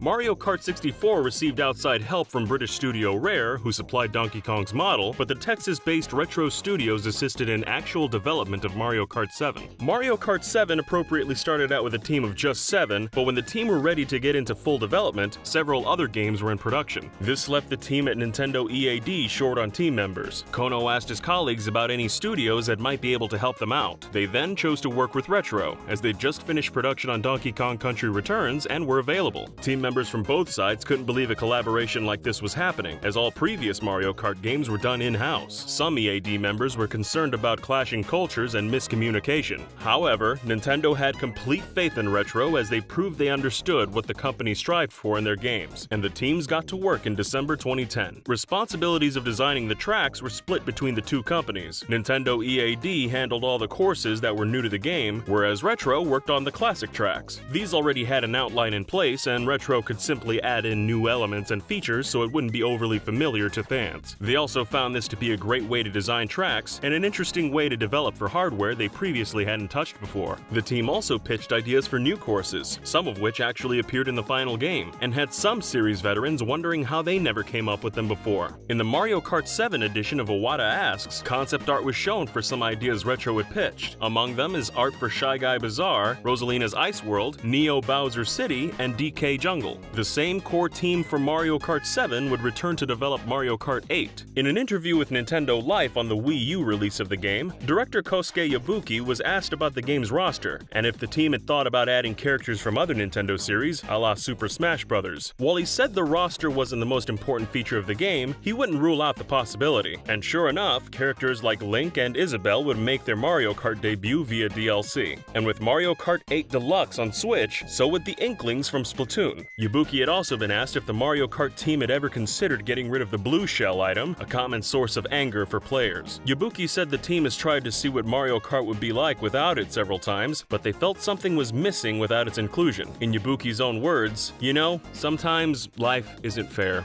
and that's frustrating. I think things are more interesting like that, with the blue shells of life."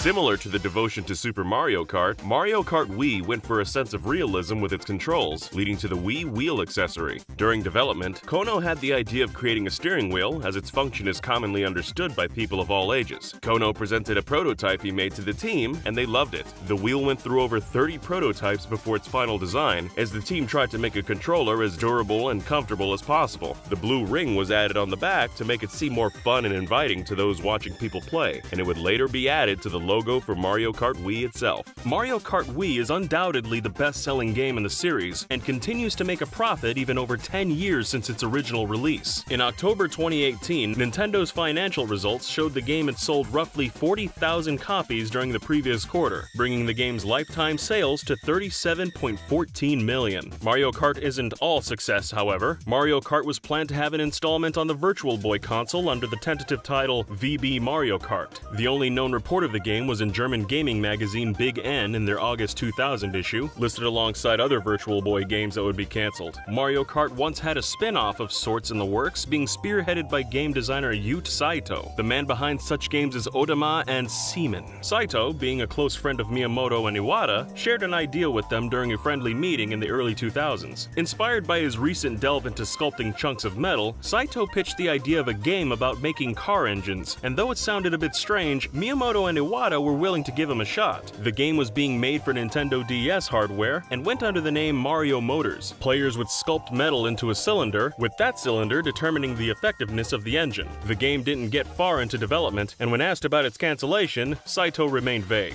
Another Mario Kart project that didn't come to fruition was revealed by engineer and technology entrepreneur Elon Musk. Musk claimed that Tesla attempted to add Mario Kart as a playable game in its line of cars. Models such as the Tesla S have a high-quality 17-inch screen, which would serve quite well as gaming displays. However, this idea was rejected by Nintendo. This information comes from Twitter, where a user asked Musk, "How about a version of Mario Kart where you can play against random people who are also charging their car at the moment?" Where Musk replied, "We tried. Nintendo won't license it to us." Variety.com speculated that Nintendo rejected Tesla's offer because Nintendo might be worried about the safety aspects of having Mario Kart playable in an actual vehicle and the legal issues that could have come with it. Speaking of legal issues, the series has also been the subject of some rather interesting lawsuits. In February of 2017, Nintendo took legal action against a Japanese company called Maricar, an obvious abbreviation of the Mario Kart name. The service allowed customers to dress up as their favorite Mario character and drive through Tokyo in a go-kart, to which Nintendo took legal action against. This legal battle lasted for over a year, but in October 2018, Nintendo won the case. Maricar was required to stop using Nintendo's likeness, as well as having to pay 10 million yen to Nintendo in damages, roughly $88,000 US.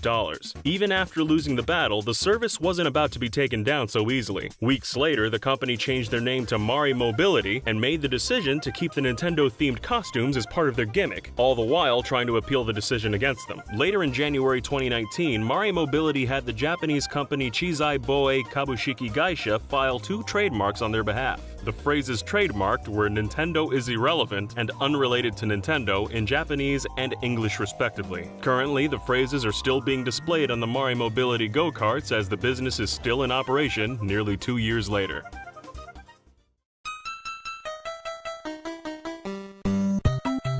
Did you know? Early on in Mario 3's development, the game was planned to use a top-down perspective. Co-director Takashi Tezuka wanted to change the viewing angle as an experiment, but this also altered how vertical depth was perceived in the game. The angle was changed back to a side view during development, but relics of the top-down period can still be found in the game. The checkered floor at the game's title screen is one example given by Nintendo's developers. Super Mario Bros. 3 was developed by around 20 to 30 people, only 11 of which were credited. During Mario 3's development, the team drew inspiration from some unusual sources. Chain chomps were inspired by an incident from director Shigeru Miyamoto's youth, where a neighbor's dog chased after him until it was yanked back by its chain. Tezuka also had an idea to create an enemy based on his wife, who was normally a very quiet woman until she exploded in a fit of anger over how much time he would spend at work. This idea ultimately led to the creation of the Boos. Many other concepts were ultimately cut or altered during development, however. While brainstorming new power-ups for the game, the designers considered adding a suit that would turn turn Mario into a centaur, but they scrapped it in favor of the Tanuki suit. Another change is that at one point during development, Mario was planned to face the direction he walked in at the map screen. This is a feature that wouldn't be implemented until the release of Super Mario World. Mario 3 also has leftover data for additional types of bonus games. The game contains several different variations on a dice rolling game, with win conditions based on rolling either an even or odd number, and there are also sprites for a Hammer Brother and Koopa Troopa as hosts. Super Mario Bros. 3 was released in October of 1988 in Japan, but due to a shortage of ROM chips at the time, the game's international release ended up being delayed for 16 months. When Super Mario Bros. 3 finally reached Western shores, it came with a large number of changes. Arguably the most prominent change was how Mario reacts to taking damage. In the Japanese release, getting hit by an enemy while under the effects of any power-up would cause Mario to revert back to his smallest form. This was altered in the American release so that getting hit while Mario had any power-up higher than a super mushroom would only revert him back to his super state. There were also different visual effects for losing power-ups. In the Japanese version, the suit would visibly fly off Mario's body, while in other regions it would simply disappear in a puff of smoke. The Japanese version even included a fade-in at the beginning of each level that was removed from the international release, which speeds up the game by about a second. There's also a small new Game Plus element not present in the Japanese version. Returning to the title screen and starting a new game after the end credits gives the player a full inventory of P-Wings. The European version of Mario 3 also included an interesting mistake. At the end of the letter which informs Mario that Peach was kidnapped, Bowser's name was changed to Koopa Troopa. In 1990, programmer John Carmack and designer Tom Hall of Softdisk created a demo of the Super Mario Bros. 3 on PC. The demo showcased the first level of the game and replaced Mario with Dangerous Dave, a character created by their co-worker John Romero. Computers at the time were unable to effectively scroll the screen horizontally, so Mario-style platformers simply couldn't work on PC. However, Carmack invented a technique known as adaptive tile refresh, which made rapid side-scrolling possible on early PCs. When Romero found the demo, titled Dangerous Dave in Copyright Infringement, he quickly realized the potential applications of Carmack's breakthrough, and the team began working on a full PC port of Mario Bros. 3. The developers felt so confident about the project that they sent their demo to Nintendo, alongside a proposal to release an official PC port of Mario 3. Nintendo turned down their offer, however, saying they had no interest in expanding to a PC market. Nevertheless, the attention the team attracted during this time led them to forming id Software, who would go on to release games such as Wolfenstein, Quake, and Doom. Super Mario Bros. 3 was eventually ported to the Game Boy Advance as part of the Super Mario Advance series. This version took advantage of the handheld's features and included 30 additional levels available via the e-reader peripheral. In order to unlock the levels, players would need a copy of the game, an e-reader, the corresponding card for the level they wanted to play, 2 GBA systems, and a link cable. The e-reader was never released in Europe, and the only 10 level cards were released in North America before the e-reader was discontinued due to low popularity. This meant 20 levels were completely inaccessible in the international version of Mario 3. When the GBA version of Mario 3 was re-released on the Wii U Virtual Console, all of the e-reader levels were included by default.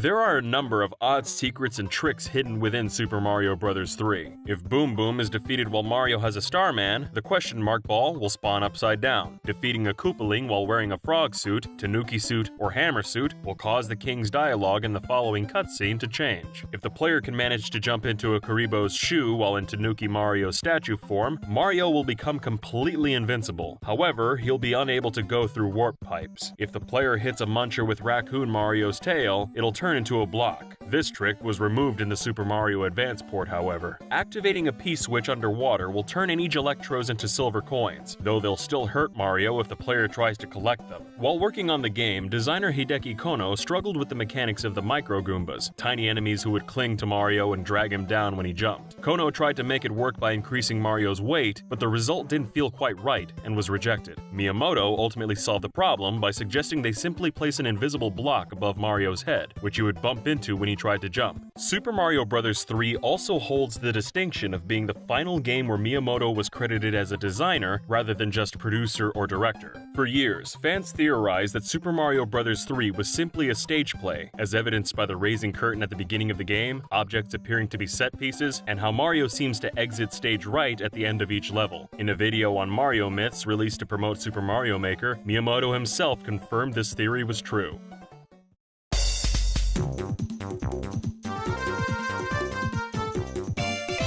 Did you know? Paper Mario was originally unveiled as Super Mario RPG 2 at Nintendo's Space World 97 event. Super Mario RPG 2 was being developed by Intelligent Systems, but the game's prequel, Super Mario RPG Legend of the Seven Stars, was developed by Square. It's thought that complications with Square is what led to Super Mario RPG 2 being renamed. Since Square developed Mario RPG, it's likely they had some ownership of names, assets, designs, and ideas they contributed to the game. That said, Nintendo might not have planned to call the game Super Mario RPG 2 outside of Japan anyway. Reports from English-speaking publications in 1998 specifically referred to the game as Super Mario Adventure. The game was eventually renamed internationally to Paper Mario, and was renamed Mario Story in Japan. The name Mario Story may have been chosen to align the game more with Yoshi's Story, which had a similar art direction. Super Mario RPG 2 might not have been the game's original title either. The initial idea for Paper Mario's art style came from an image made by artist Naohiko Aoyama, which was labeled Mario RPG 64. Intelligent Systems was struggling to create a game that would match the quality of the Nintendo 64's flagship Mario game, Super Mario 64. This was partly because Nintendo wanted to come up with something that looked and felt completely different from the main Mario series. Intelligent Systems project manager Kenji Nakajima said in an Iwata Asks interview that coming up with Paper Mario was indeed a challenge. After it was decided that Intelligent Systems would make a second Super Mario RPG, we ran into trouble deciding how it should look in order to bring out a different theme than in the main series. We couldn't determine the route to take with visuals. At first, we broke into teams and worked in parallel on making about 3 sample models. While the teams were busy working, Aoyama had plenty of free time on his hands. He came up with a concept image that was made up of 3D polygons, but had paper-thin 2D characters and background elements, giving it the atmosphere of a picture book. During that same Iwata Asks interview, Aoyama said, "While the design remained undecided, I naturally spent a lot of time waiting. Then during that free time, casually from my own interest and totally apart from the course the team was taking, I made a rough image. I hoped it would somehow serve as a kickoff point and submitted it. Then they called me to a planning meeting and said, 'Bring back that picture.'" Aoyama figured that because there was a trend of realistic 3D graphics in home consoles during the mid to late 90s, it would be interesting to use 3D to emphasize a 2D appearance. And so Intelligent Systems and Nintendo ended up basing the entire game and series on something a new designer made for fun. Paper Mario was slated for release on the Nintendo 64 disk drive, but the disk drive ended up being a huge commercial failure. There were only a handful of games released for it, and any games planned for the disk drive were reworked as cartridge titles or cancelled entirely. Paper Mario ultimately saw a successful release as a regular N64 game, and was a top seller in Japan, moving more than 276,000 copies in its first week. It was also the last Mario game published for the Nintendo 64 in Australia, while in the rest of the world the last Mario game published for the N64 was Mario Party 3.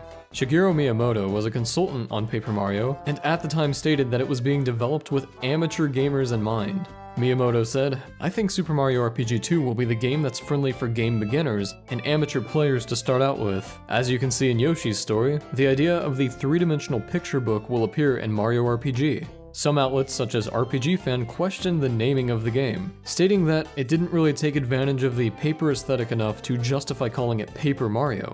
There are several interesting regional differences between the Japanese and English releases of Paper Mario. In the Japanese game, the party character Watt is consistently implied to be a girl. In the English release, however, Watt is referred to as both a she and a he.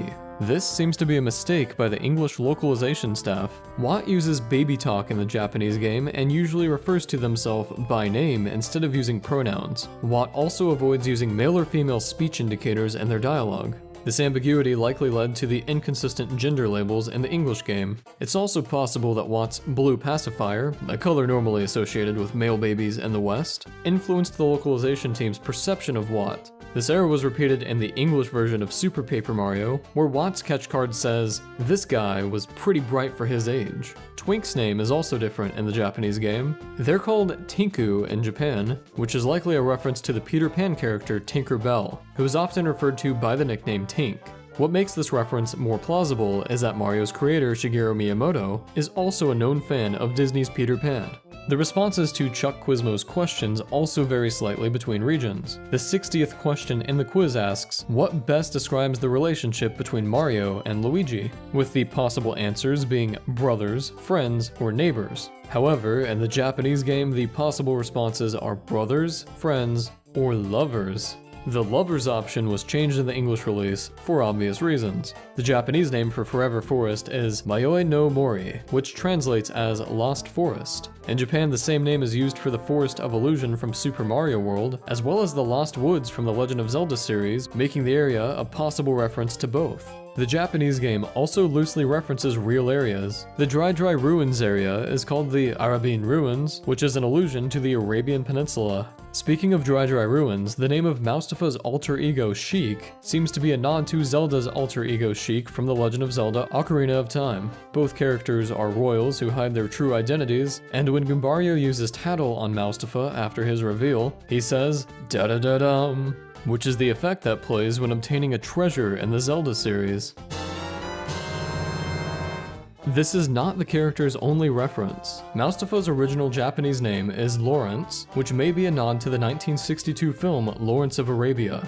That was set in the Arabian Peninsula during World War I and was based on real-life stories surrounding British military officer Tighe Lawrence. This game is just full of Easter eggs and references. Luigi keeps a diary in a secret basement under Mario's house. Naturally, the player can go down there and read it. In one entry, Luigi mentions that he's afraid of ghosts and wants to be the main lead in his own game. This heavily foreshadows the first Luigi's Mansion for the GameCube, which was being developed at the same time as Paper Mario. His diary also references Mario Golf, Mario Tennis, and Mario Party, saying, "I remember the carefree days when we played golf and tennis and had parties." This is not the only secret inside a house. If Mario goes to Koopa Village and stands on a table while talking with Mort T, he reminds Mario that it's rude to climb on tables.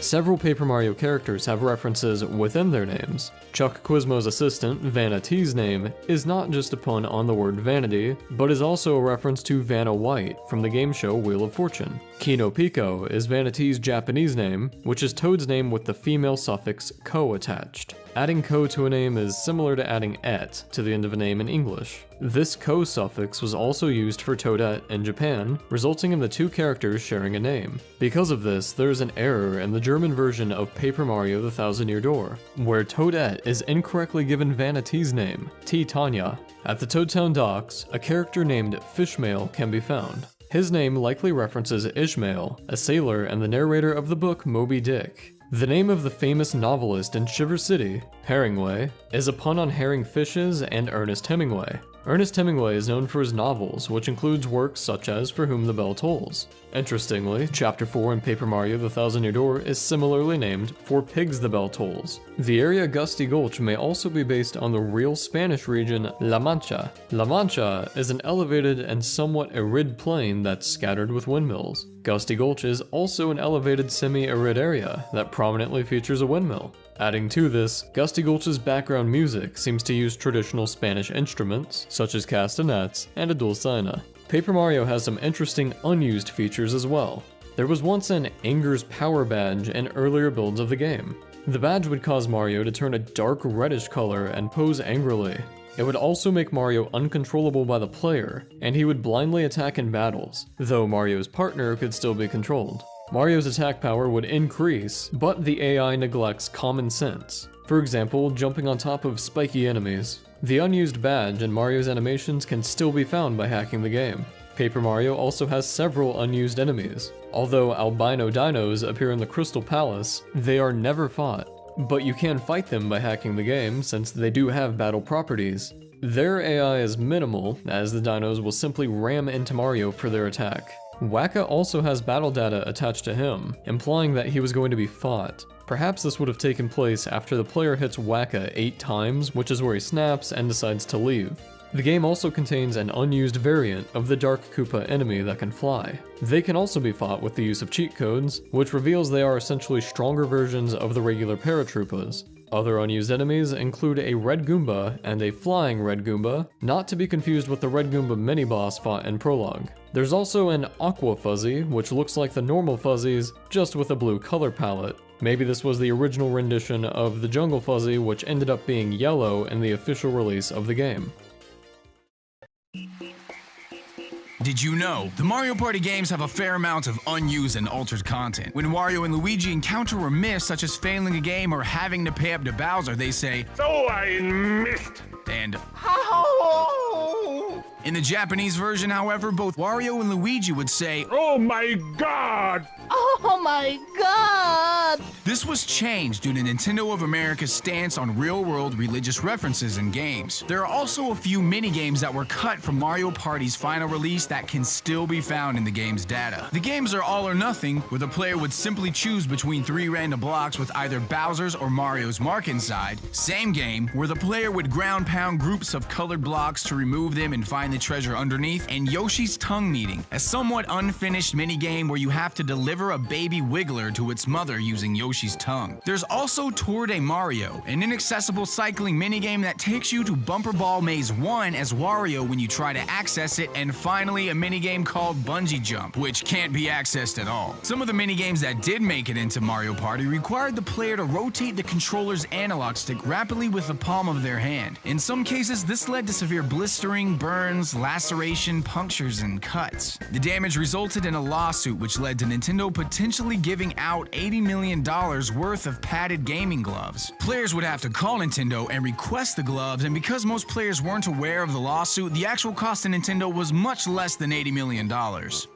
Paper Mario also has several Easter eggs. If you wait until after the jingle that plays on the chapter title cards for around 10 seconds, a complete version of the Super Mario Bros. Theme song will start playing. In the Boo Mansion, if you go through the door across the hall from the mansion's entrance and jump into the jar inside, Mario will emerge as his original 8-bit sprite. This was a repeat of an Easter egg in Super Mario RPG, and a similar Easter egg appeared in Paper Mario: The Thousand-Year Door. There are also a few notable Easter eggs in Luigi's Mansion. If you confront King Boo before the end of the game, he will say, "I will not give up my favorite decoration. I like Mario just where he is." This is a reference to Star Wars Episode 6, Return of the Jedi, when Han Solo is trapped in Carbonite and Jabba the Hutt says, "I will not give up my favorite decoration. I like Captain Solo where he is." Both Mario and Solo being sealed away seems to reinforce this connection. Before going into the game's training room, a menu will appear showing you different controller options. If you wait for a couple of seconds, the music track will change to a funkier beat and 19 notes will play during a portion of the song.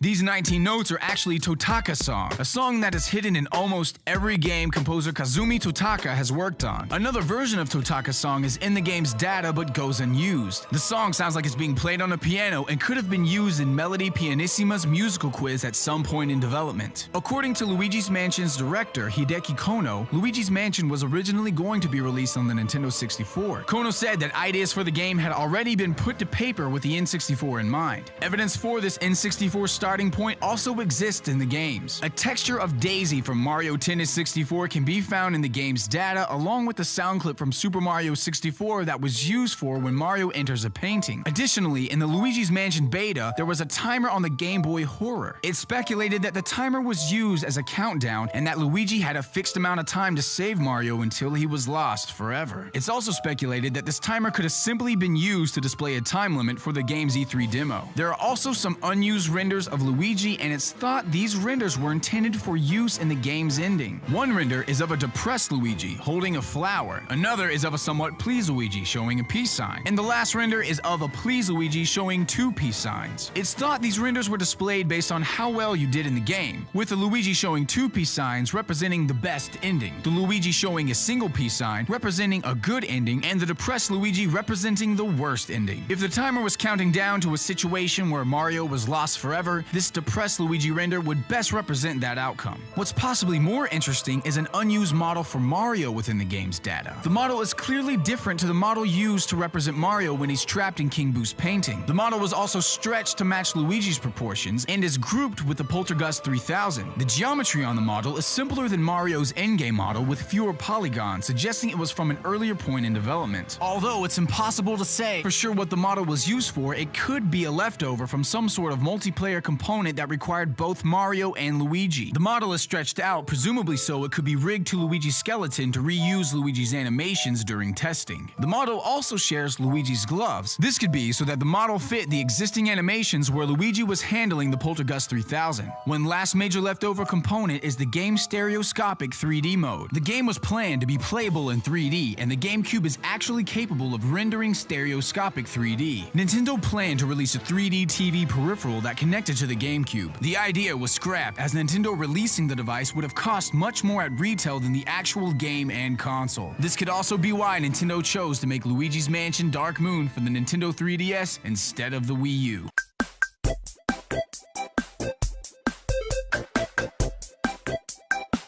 Did you know? Mario creator Shigeru Miyamoto had an interest in letting players create full Mario levels since at least 2009. In a new Super Mario Bros. Wii interview with IGN, Miyamoto was told about fans using Little Big Planet to recreate Mario levels. Miyamoto said, "This is something that I have interest in exploring, and Mario levels are well suited for it. The Mario vs. Donkey Kong series, made by NST, is one I'm involved in, and that's a game where we've explored level creation. And on the DSi, we have Flipnote Studio, where it lets users explore their creativity. I've always had an interest in those creation tools. The creation tools in Super Mario Maker are comparable to what Nintendo uses themselves. In fact, Mario Maker started out as a tool specifically for Nintendo to make Mario levels with. The team developing the tool had so much fun with it, they pitched it to Nintendo's higher-ups as a standalone game. Nintendo had wanted to make a new iteration of Mario Paint for the Wii U, as the gamepad was well suited for it. After seeing the level creation tool in action, producer Takashi Tezuka decided to bring the two projects together. He believed the level creation tools had a broader appeal than a drawing tool, as anyone can place assets together on a gamepad to make levels. Nintendo didn't always have access to such powerful level creation software, however. Up until Super Mario Bros. 3, all the company's levels were entirely designed on graph paper. And even during the development of Super Mario World, graph paper was still used alongside PC course-making tools. According to Miyamoto, the Super Mario Maker tools are probably 10 times, even 100 times more powerful than the original tools that were used for Mario World. Nintendo were originally going to recreate the older game styles faithfully, with indistinguishable physics and limitations. They were even going to have the Super Mario Bros. Style scroll exclusively to the right, like it did in the NES. In the final game, however, all styles used the platforming physics of New Super Mario Bros. U. Tezuka explained the reason for the change, stating, "There was a lot of discussion about this within the team. Staff, who had a strong attachment to the original games, expressed a strong desire to see implemented the same system they remembered. However, when players who are used to the modern Mario physics tried playing with old physics, they found it much more difficult than they remembered." One popular trend to emerge in the Mario Maker community is a style of level called Auto Mario. Nintendo actually made at least one Auto Mario level of their own, but never published it. Tezuka recalls, "It wasn't very fun from a gameplay standpoint, but as you went through the level, you saw lots of funny things. Designs using blocks, like faces and things like that." Another interesting element that emerged during development was the Weird Mario power-up. It actually came about due to a glitch, where Mario would touch a regular super mushroom, but become tall and skinny. This skinny Mario didn't originally have its own unique sprite or movement, and was just a stretched version of the small Mario sprite. The developers thought it was strange and funny, and decided to work it into the game as an actual feature. After beating the 10 and 100 Mario challenges, the costume that Mario is wearing can affect Toad and the princess's dialogue. For instance, Toad will panic if you are wearing the Bowser costume, while Peach will be surprised Bowser saved her himself. And if you're wearing the Toad costume, Toad will call you Captain in reference to Captain Toad. This wasn't the first Mario game to do this, however. In Super Mario Bros. 3, the king will give a different message if Mario beats an airship wearing the frog suit, Tanuki suit, or hammer suit. They'll mistakenly believe that Mario has transformed into a frog if he is wearing the frog suit. They'll believe Mario is an actual raccoon if he is wearing the Tanuki suit, and if Mario is wearing the hammer suit, they'll ask to borrow Mario's clothes. The digital instruction manual in Super Mario Maker includes many videos which can only be accessed by entering a 4-digit code. These codes are found in the idea booklet included with the physical copies of the game. While most codes are laid out clearly on each page, some are harder to find. The first hidden code can be found on page 2 of the idea booklet. When the piece number of the page's sheet music is entered in the digital instruction manual, players are shown a video of musician Koji Kondo performing a melody of Super Mario Bros. On an electric keyboard. The code for this video is 0913, and it's fairly similar to another code which can be found on page 96, 1309. This code presents the player with a video of Miyamoto and Tezuka signing their autographs on large cards. These codes are two variations of the same date, 0913 and 1309, or September 13th. This is a reference to the original Super Mario Bros., which was released in Japan on September 13th, 1985. More hidden codes in the manual lead to some behind-the-scenes secrets. One interesting fact is that some of the dog and cat paws in the touch overlay gameplay actually belonged to the developers' pets. The team noted that this made the image capturing process a lot easier than expected. Another secret is that the game's sound effect feature was actually based on the music-making tools from Mario Paint. The game originally had references to unused character costumes in its data as well, though they were patched out later. The text referred to Baby Mario, Balloon Fighter, Professor E. Gadd, a golden retriever from Nintendogs, Mario from the Western version of Mario 2, Mashiko, who is Mary O in the English game, Mr. Satin, the Muncher enemies, Nabbit, collectible badge centers Pink Rabbit, Popo, Tetris, and a Windows logo. If that wasn't bizarre enough, hobbyist hacker NW Player 123 discovered a batch of images in the game that appeared to be clothing and weapons from an earlier build of Splatoon.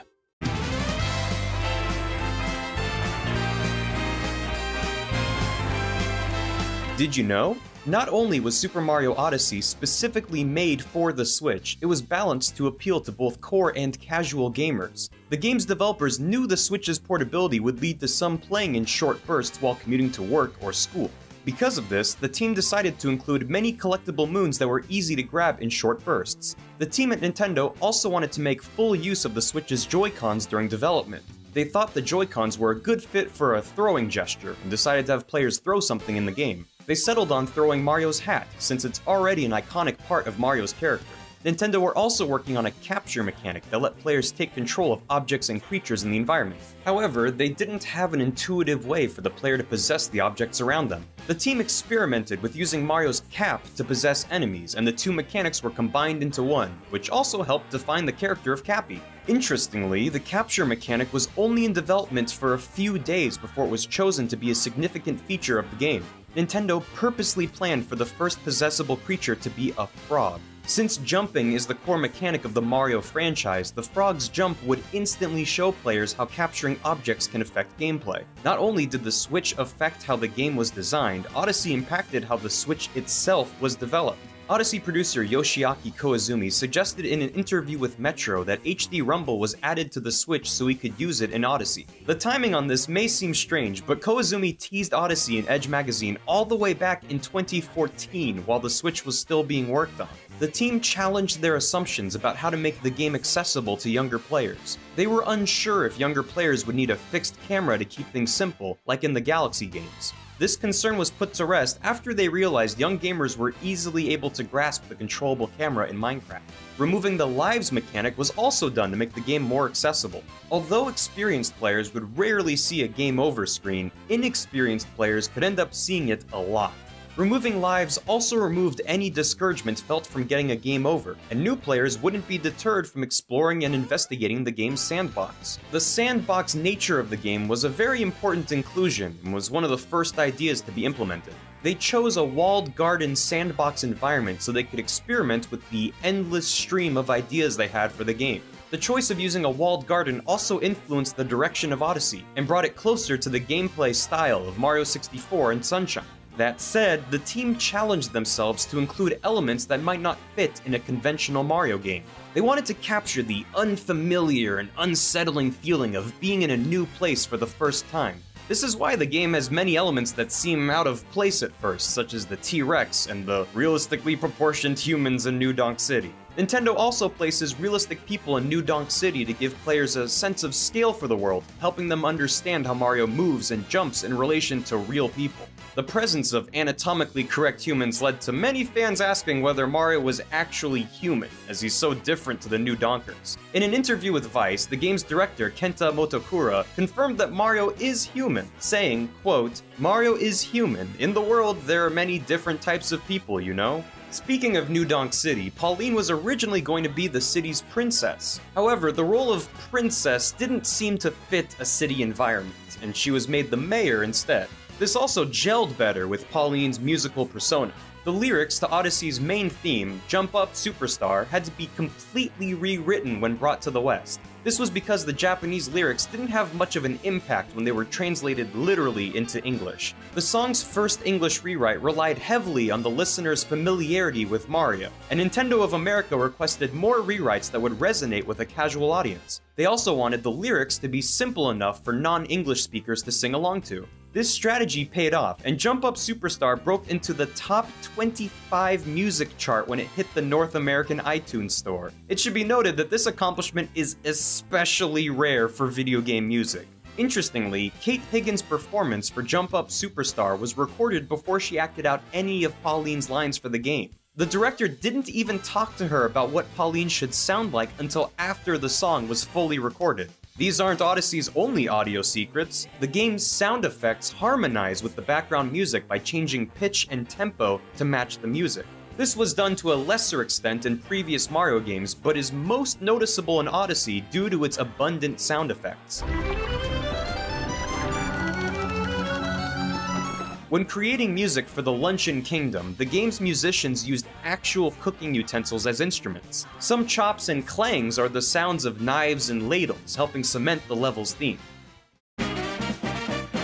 Although Odyssey's levels all have a unique and consistent theme, they didn't start out this way. Each level was made with a different gimmick in mind, and an appropriate theme was added after. Basing the game's desert stage on Mexico came from director Kenta Motokura's trips to the country. Mexican culture left a strong impression on him and found its way into the level, as well as a costume for Mario. Other levels take more inspiration from media than the real world. The Wooded Kingdom has several similarities to the 1972 science fiction film Silent Running. The movie takes place in a giant greenhouse maintained by robots, with these robots greatly resembling the steam gardeners in Odyssey. The music from this area was also directed with a 60s theme in mind, loosely reminiscent of the era the film came out in. The Metro Kingdom is arguably the game's focal point. Interestingly, Odyssey might not be the first time New Donk City has appeared. In the instruction manual for Donkey Kong Land, it states that the game's Big Ape City is the location where the original Donkey Kong arcade game was set. It's been heavily implied by Nintendo that New Donk City is also the same place where the original Donkey Kong game took place, suggesting they are the same location. Other aspects of the game also reference media and world cultures. Jaxies are likely based on Komainu, which are Japanese lion statues that protect shrines and temples from evil. Old fables about Komainu statues mention them suddenly coming to life, similar to Jaxies. The name Jaxi is a portmanteau of jaguar and taxi. However, their Japanese name is Raidon Bas, which is likely a mix of Raion, the Japanese for lion, and Raido, which means to ride. Another interesting fact is that the Jaxie's mane isn't a part of its body, it's actually a necklace. The Brutals seem to have a connection with Odyssey's setting. It's likely their relationship with the moon is based on the mythological moon rabbit, a creature inspired by markings on the moon which vaguely resemble a rabbit with a pestle and mortar. With the game's T-Rex design, Nintendo stayed close to the Tyrannosaurus Rex from the 1993 movie adaptation of Jurassic Park. Modern science depicts T-Rexes with feathers and more color, but these interpretations aren't as well known with the general public. This is likely why Nintendo went with a scientifically inaccurate depiction for the creature. The Sherm enemy might be named after the American M4 Sherman tank, which was frequently used during World War II. The Sherm seems to be connected to Odyssey's unusually high age rating for a Mario game. Odyssey is the first core Mario title to receive a B age rating by Sero in Japan and an Everyone 10+ rating by the ESRB in America. All previous core Mario titles were rated A for all ages in Japan and E for everyone in the States. The ESRB's own notes state, quote, "During one boss encounter, players can capture a cartoony tank and fire cannonballs at a mechanical boss. This seems to point the blame at the Sherms. The game has many hidden secrets and unused ideas. The original texture for Odyssey's world map actually featured Isle Delfino from Mario Sunshine. Although the island was removed in the final game, it seems the developers forgot to remove it from the Odyssey globe's roughness and normal texture maps. As a result, Isle Delfino can still be seen slightly at certain angles. The game was also planned to have references to other Nintendo franchises. Odyssey's code refers to a Link hat and a Link suit costume set, which are labeled as, quote, "a hat from a far-off land," and, quote, "this outfit from another land comes complete with back accessories, sadly non-removable." The data additionally references a Santa costume, a zombie costume, and an 8-bit Mario hat. Many of the concepts for hats were originally drawn on Goombas, which also showed the Santa hat among others. Speaking of costumes, Odyssey's Super Mario 64 costume doesn't actually use the same model as Mario 64. The model is altered and contains roughly 200 more polygons. This is mostly due to it being cut in half and mirrored. Since the original Nintendo 64 model was slightly asymmetrical in its use of polygons, there were a lot more polygons around the seam where the model was cut and mirrored. Odyssey also contains a modified version of the small Mario sprite from the original Super Mario Bros. The sprite went unused as Mario is never small in the final game, but the effort put into it could imply that a small Mario was planned to be included at some point. The game's internal project name is Red Star, continuing a theme of Mario titles being named after red objects. Super Mario 3D Land was codenamed Red Pepper, Super Mario 3D World was Red Carpet, and Super Mario Run was Red Bull. In the Japanese game and early builds of the English version, the binding band was named the Wedding Ring. This was likely changed in the Western release to avoid any religious connotation. There's also an interesting tidbit surrounding how the game tracks the player's progress. Although the Odyssey will count to 999 power moons, there are actually much more than this in the game. Odyssey has 880 moons listed as missions, the rest of which need to be purchased with coins at shops. The game will actually track 99 moons from each shop in the game's power moon list, and only the first moon purchased at each shop counts as a mission. This means there's an additional 98 moons at each shop. There are 13 shops in the game, which multiplies to 1,274 non-mission moons. Adding 1,274 to 880 brings the total to 2,154 moons, which can be tracked in the game. Did you know? Luigi's iconic green design was the result of technical limitations. Developers wanted Luigi's appearance to contrast Mario's red color scheme. This was necessary to make the duo easily distinguishable in the multiplayer of Mario Bros. For the arcade. Unfortunately, Nintendo's hardware was only capable of displaying a limited number of colors at a time, which made giving Luigi a custom palette almost impossible. Since it was already in use, developers took the Shell Creeper's color palette and applied it to Luigi. Although this limitation defined Luigi, the character's first video game appearance displayed him in monochrome. Luigi actually debuted in Mario Bros. Game & Watch, which came out 4 months before the arcade game. However, this isn't the only instance of Luigi being absent of a green color scheme. In 1986, Japan received a feature-length Super Mario anime titled Super Mario Bros. The Great Mission to Rescue Princess Peach. Unusually, Luigi is seen wearing blue overalls and a yellow sweater throughout the film. This was even referenced in one of Luigi's alternate color palettes for Super Smash Bros. For Wii U and 3DS. There are multiple accounts of how Luigi got his name. While the name is a pun of the Japanese word Ruigi, which means similar, another account suggests that the name was inspired by a pizza parlor. This supposed pizza parlor was located near the office of Minoru Arakawa, the former president of Nintendo of America, and was called Mario and Luigi's. Nintendo has never publicly acknowledged this story, however, and there is very little evidence of a Mario and Luigi's Pizza ever existing near Arakawa's office. One defining trait of Luigi is that he's often portrayed as a coward. Ironically, Luigi actually means renowned fighter or famous warrior in Italian. After the first Super Mario Bros. Game, Luigi's character started to be fleshed out. The American version of Super Mario Bros. 2 was a reskinned alteration of a Japanese exclusive called Doki Doki Panic. When the game was localized, Luigi took the place of the character Mama, inheriting her large jumps and low friction. These traits would become defining characteristics that set Luigi apart from his brother. However, Luigi first exhibited these abilities in the Japanese version of Super Mario Bros. 2, known as the Lost Levels in the West. It's unclear whether Luigi's unique properties influenced the design of Doki Doki Panic, or if his similarities to Mama were a fruitful coincidence. However, it is worth noting that Doki Doki Panic originally started as a Mario-style prototype that explored vertical platforming. Oddly, Luigi had 3 different sets of sprites across the different releases of Super Mario World. The original release had Luigi as a palette swap of Mario. In Super Mario All-Stars plus Super Mario World, Luigi was given his own set of sprites and animations that defined his character. And when Super Mario World was ported to the Game Boy Advance, Luigi was given a new set of sprites more in line with the other Mario Advance games.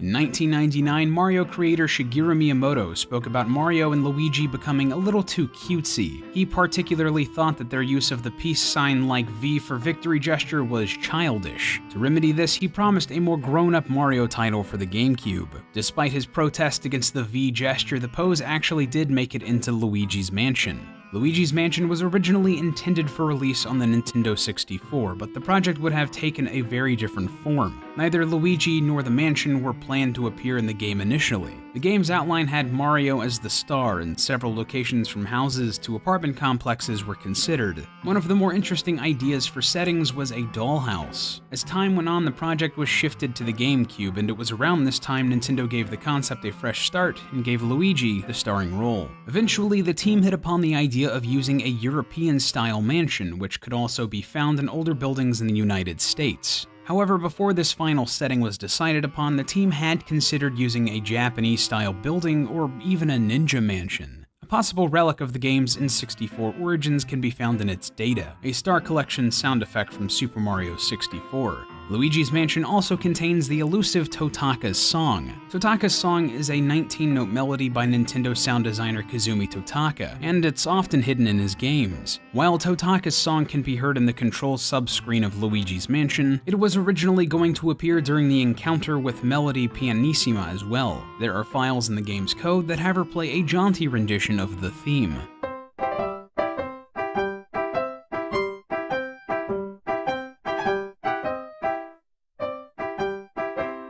Luigi's Mansion was actually tested to run in 3D, but this version was scrapped. Ex-Nintendo president Satoru Iwata spoke about their tests, saying, "Nintendo GameCube could display 3D images if you attached a special LCD, but that special liquid crystal display was really expensive back then. We couldn't have done it without selling it for a price far above that of the Nintendo GameCube itself. We already had a game for it though, Luigi's Mansion." The game's relationship with 3D would continue. While developing the Nintendo 3DS, developers used Luigi's Mansion to test the system's hardware. These tests essentially began the production of Luigi's Mansion Dark Moon. After making Punch-Out for the Wii and putting together a failed pitch for a 3DS Metroid game, Next Level Games took the helm of Dark Moon's development. They received help from Nintendo Software Planning and Development and were guided by Shigeru Miyamoto himself. Miyamoto stated that his motivation to make a new Luigi's Mansion game was simply that he loved the original. Early in production, Next Level Games had outlined all the bosses they wanted in Dark Moon.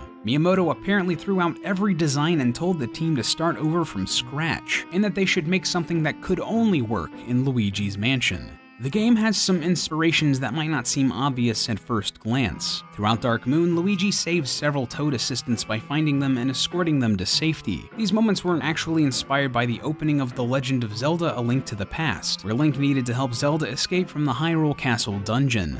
Dark Moon also contains several hidden messages. In the mission, A Timely Entrance, the combooter will say 011000010, 011011111, 011011111. This is binary and simply translates to Boo. Taking the first letter of the name of the game's mansions, Gloomy Manor, Haunted Towers, Old Clockworks, Secret Mine, and Treacherous Mansions will spell out the word Ghost. This is also true of the bonus missions and possessors, and was even left intact internationally. The letters will make out the words Geist in the German version and Spook in the Dutch version. However, this is only true of the Dutch possessors and bonus missions. And in the French version, the first letter of each bonus mission spells out Luigi.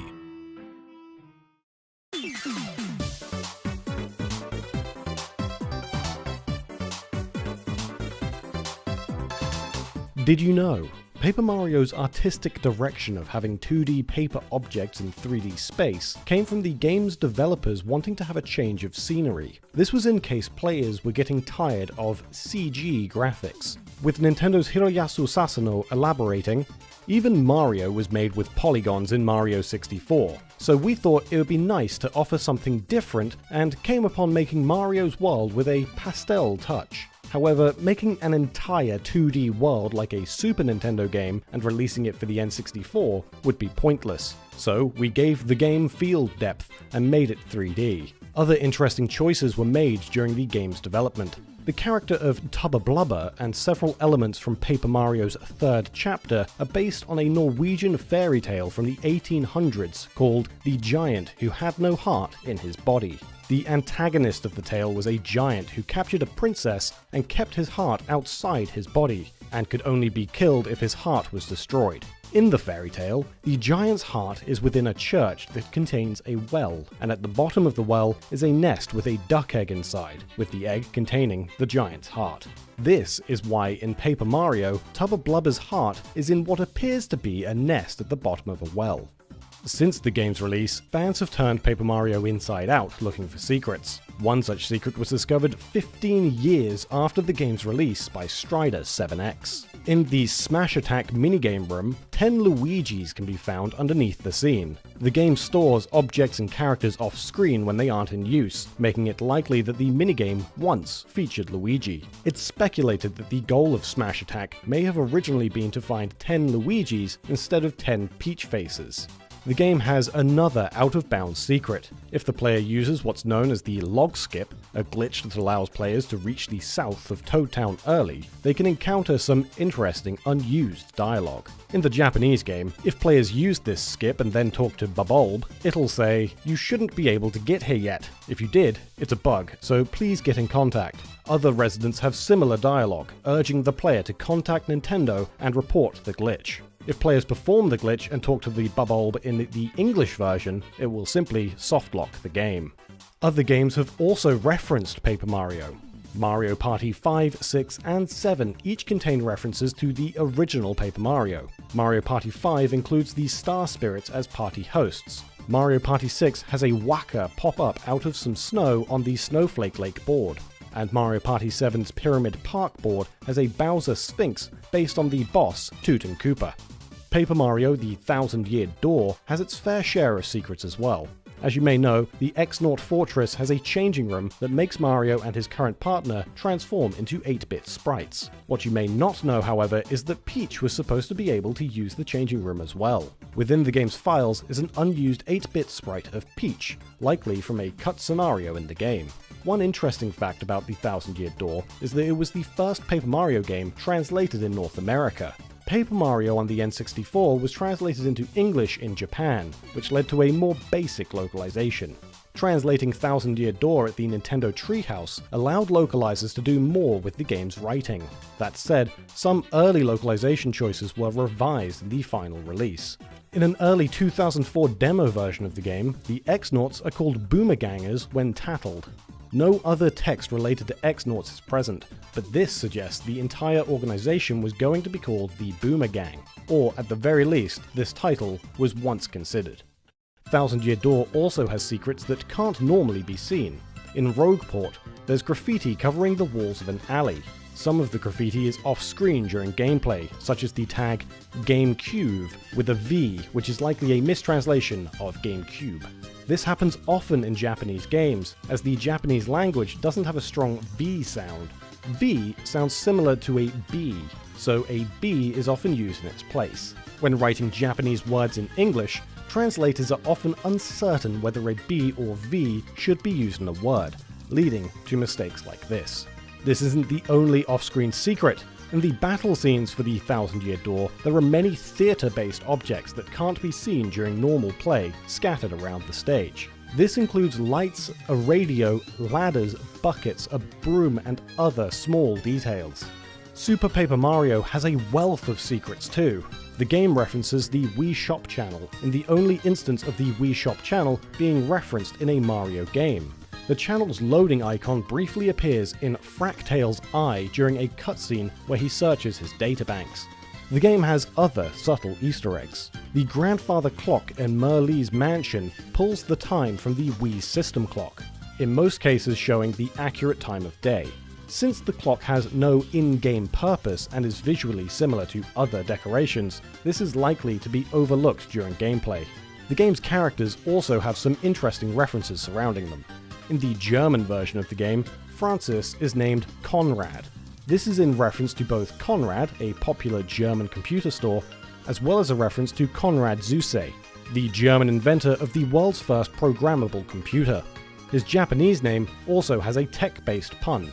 In Japan, he's called Kamirigan, a combination of chameleon and polygon. Super Paper Mario was also referenced in other games. Several bumper stickers can be unlocked in Metroid Prime 3 Corruption, and in Metroid Prime Trilogy in the bonus gallery. The stickers can be seen on Samus's gunship, and are accessible when save files for specific games are stored on the Wii. One sticker is the head of Paper Mario, which becomes available when players have a save file of Super Paper Mario on their Wii. Super Paper Mario has a few secrets that can't normally be seen as well. The Korean version of the game has several unused areas in its data, each with out-of-place objects and characters in them. Some areas feature some very strange-looking humanoid cats. The origin of these cats and why they're exclusive to the Korean release, which came out 2 years after the Japanese version, is currently unknown. Another piece of unused content for Super Paper Mario can be found on the game's disc, as well as early screenshots. The game's data contains an unused title screen showing a pixel who resembles a ladder in the place of Thoru. This pixel was never included in the final game. Interestingly, there's also an unused ladder climbing animation for Mario in the game's data, showing a side-on perspective. Normally in the game, all climbing animations are shown from behind. Although it's arguably the smallest Paper Mario game, Sticker Star also has its share of interesting secrets. Within the game's files, the folder containing Kirsty's dialogue file is named Navi. This is a reference to the character of the same name from Ocarina of Time, as Kirsty and Navi have similar roles as companions in their respective games. Speaking of Kirsty, in the final battle in Sticker Star, Kirsty warns Mario not to sell her at a shop. This comes across as a joke, as normally it's not possible to sell her at a shop anyway. However, by hacking the game so that the Kirsty sticker can be taken to a shop, it's revealed she was given the price of a mere 15 coins. Another secret about Sticker Star is that it originally had partners in the game other than Kirsty. These additional partners were apparently removed because they took the focus away from the sticker-based gameplay. Early footage, and at least one screenshot, show a Chain Chomp partner fighting by Mario's side, and helping him overcome environmental obstacles. Players would have to wait 4 years to get their hands on a new Paper Mario game, but some fans were able to play Paper Mario Color Splash before the game even released. Color Splash was available for pre-purchase on the Wii U eShop 2 weeks before the game's release. But some fans discovered that the pre-purchase download hadn't been locked. Nintendo of America had accidentally made the full game available 2 whole weeks before launch. Nintendo pulled the preload option from the North American eShop, but those who had already pre-installed the game were able to play it early. Color Splash has become somewhat known for its excellent localization and wealth of secrets and Easter eggs. Just as the Mario Party games referenced Paper Mario, Color Splash returns the favor with multiple nods. The quintuplet of toads named the 5 Fun Guys get their name from Mario Party 8. The troop's name is a nod to Mario and Toad's Mario Party 8 team named Fungi Fun Guys, which was confirmed by Nintendo themselves. The quintuplets host 2 minigames in Color Splash, one of which is named Toad and Go Seek. This title is a nod to Mario Party 9, which has a minigame of the same name, also based on Hide and Go Seek.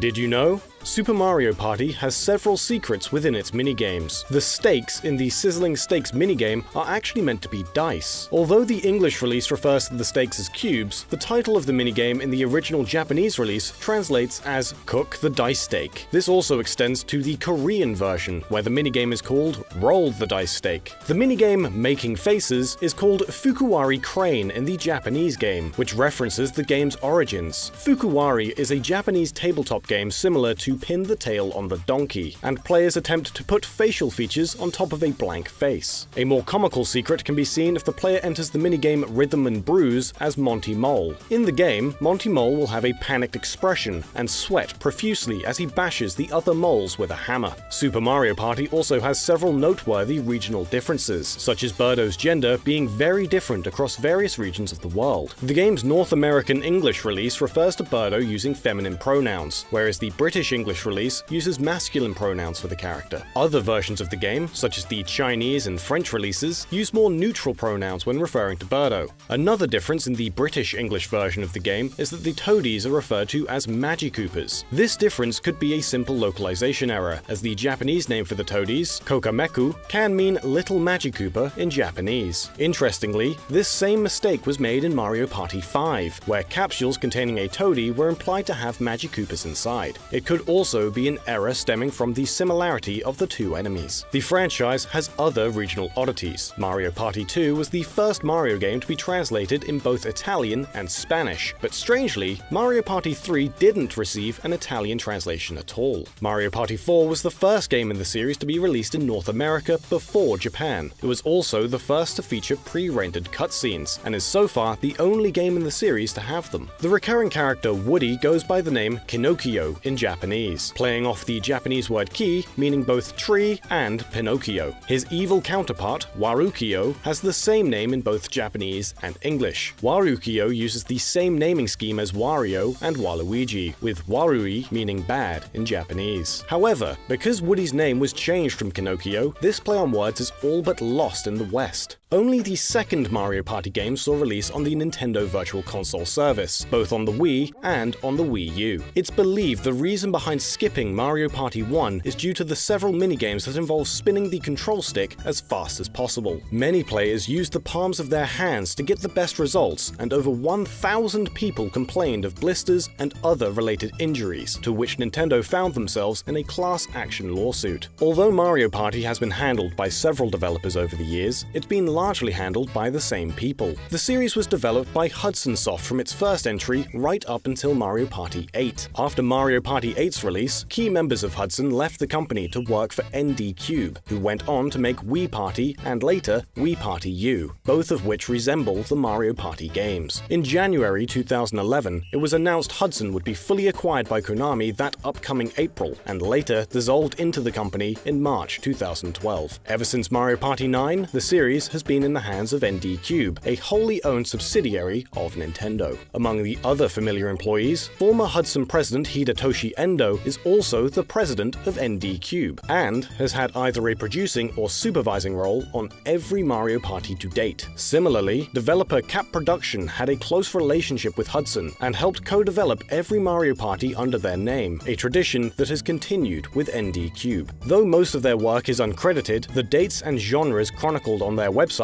match up with every Mario Party release. In an Iwata Asks interview about the development of Wii Party, former Nintendo president Satoru Iwata was curious as to how the team was able to put out a new Mario Party game at such a brisk pace, with a new title being released almost annually since the first game on Nintendo 64. The team had said their secret was new people joining the team with every new title, who would bring a bunch of new ideas for minigames with them. The team would come up with many different concepts that didn't make it into one game, choosing the ones appropriate for the time and stocking others away for future games. When it comes to creating a minigame, ideas come from all staff members. These ideas can originate from something as simple as a drawing or a single sentence. The planners then take those ideas and will either expand on them or merge several together to create a game. Mario Party veteran Suichiro Nishiya said that when coming up with ideas, he takes a lot of inspiration from his daily life. Producer Atsushi Ikeda said the team has literally hundreds of ideas, and that Mario Party had just the right kind of structure for making one game after the other. Even so, team members worried about falling into a rut with the series due to its near-annual releases. To try and avoid this, they decided to change things up where possible, such as different playable characters and different sets of rules. At one point, they even thought about abandoning the dice block, but they didn't want to tamper with the basic formula that made Mario Party accessible.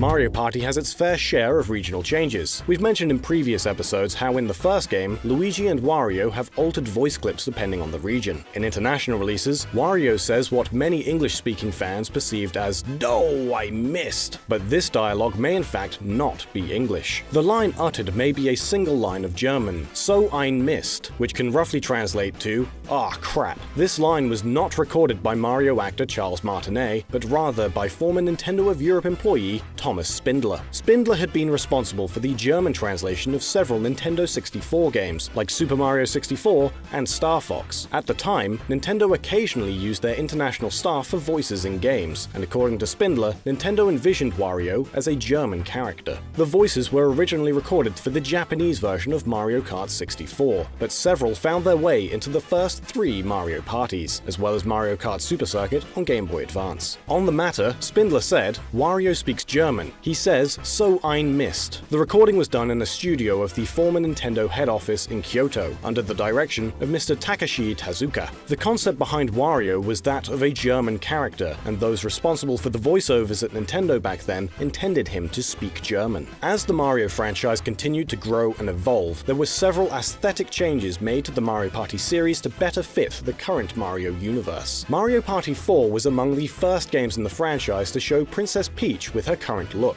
as well as the very first for Princess Daisy's current design. During the days of the N64, Daisy had a darker skin tone and hair color, with Mario Party 4 solidifying her current design from then onwards. The game also had an earlier placeholder box art featuring the character models from Mario Party 3, before the new art direction was introduced for the upcoming console generation. The Koopa Kid character was an original element that was removed as the series went on. They first debuted as henchmen of Bowser, referred to as Mini Bowsers in PAL regions. In North America for Mario Party 1 through 3, they went under the name Baby Bowser, which is Bowser's own title in games like Yoshi's Island, where he's seen as an infant. In Japanese, the kids were known as Koopa-sama no Bunshin, which can be translated as Master Koopa's Kid, referring to Bowser as Koopa for his Japanese name. Some games in the series had the Koopa Kids refer to Bowser as their father, and Bowser even refers to one of them as his son in Mario Party 7. Things got even more confusing after Bowser's canonical son, Bowser Jr., was introduced to the Mario series starting with Mario Sunshine. It seems that even official Nintendo sources got confused at the time, as the American instruction manual for Mario Party 5 refers to the Koopa Kid as Bowser Jr. in one instance. Jr. eventually made his way into the series with Mario Party DS, and the Koopa Kids were slowly phased out, with 7 being their last appearance. In Mario Party, the Top 100, Jr. replaces the 2 Koopa Kids in the final battle minigame from Mario Party 4. They only make a very small cameo in the game, showing up on box art of previous Mario Parties in the game's collection feature.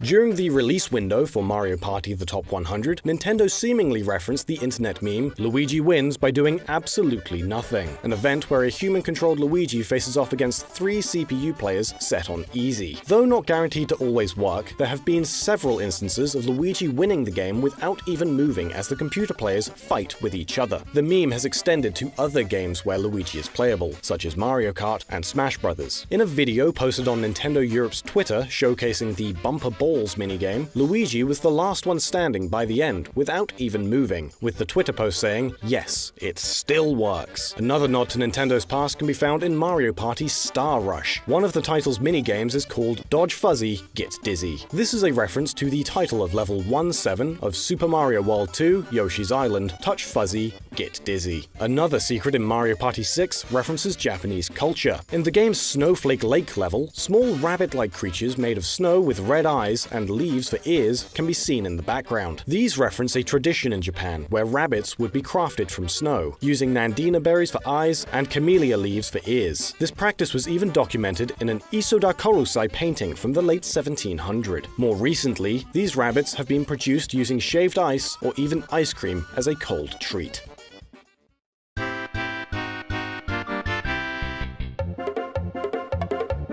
Did you know? In Super Mario 64, when Mario falls from a high enough distance, he'll take fall damage. However, if he lands on a snowy surface, the snow will absorb the impact and Mario will be stuck in the snow for a few seconds before getting out. There is an error where this same cushioning effect and animation are triggered when Mario falls onto frozen ponds from a great height. Another mistake in Mario 64 can be seen when Mario performs his trip kick move. During the animation, one of the buttons on his overalls simply disappears. After the player gets all 120 power stars, they gain access to the roof of Peach's castle, where they will run into Yoshi. Yoshi mentions how it's been so long since he's seen Mario, but his dialogue starts off with a spelling error. Yoshi says, "Mario, it that really you?" where it should have been an is. There's been a number of times where a minor slip-up can end up halting the player's progress or soft-locking the game. Super Mario Bros. 3 has several instances of being unable to finish a level if certain certain things are done in a specific order. One instance of pure misfortune can happen in World 5. When an N-Spade card spawns in the overworld map and a Hammer Bro happens to walk over it, the two will combine and move across the map indefinitely. This ends up soft-locking the game, and all the player can do is reset. After defeating Mario 2's final boss, Wart, a door will open that leads to the end of the game. Beating Wart disables the level's scrolling, and if the player chooses to play as Luigi for this level, they can perform a glitch that renders the game unbeatable. This glitch was showcased by a YouTube user who recorded the event on tape in the early 90s. If Luigi jumps high enough, he'll be able to reach the room's ceiling. If he defeats Wart off-screen, Luigi will be trapped on the ceiling and won't be able to get back down due to scrolling being disabled. Another case of soft locking is found in a unique version of Super Mario Bros. In 1986, Hudson Soft released a port of the game titled Super Mario Bros. Special, which released for the Sharp X1 and PC-88 line of Japanese computers. This version has several unique features and a few changes to level design. Mario Bros. Special omits the original game's warp zones, though it seems like the idea was tampered with at some point. Jumping over the pipe near the end of World 1-2 leads to the level's bonus room, with an additional pipe leading to the end of the level. However, World 4-2's corresponding area features a singular warp pipe like the original. This pipe leads to nowhere, and if the player enters the pipe, they'll be stuck in there until the timer runs out. Super Mario Bros. The Lost Levels is known to be punishingly difficult, and has some intentional traps for players. However, some of the game's traps appear to be oversights. In World 3-1, there's an underground bonus level. Its exit is cut off by blocks which can only be broken with a power-up. There's a hidden mushroom in this area, but if the player gets hit by the neighboring piranha plant, they will be stuck.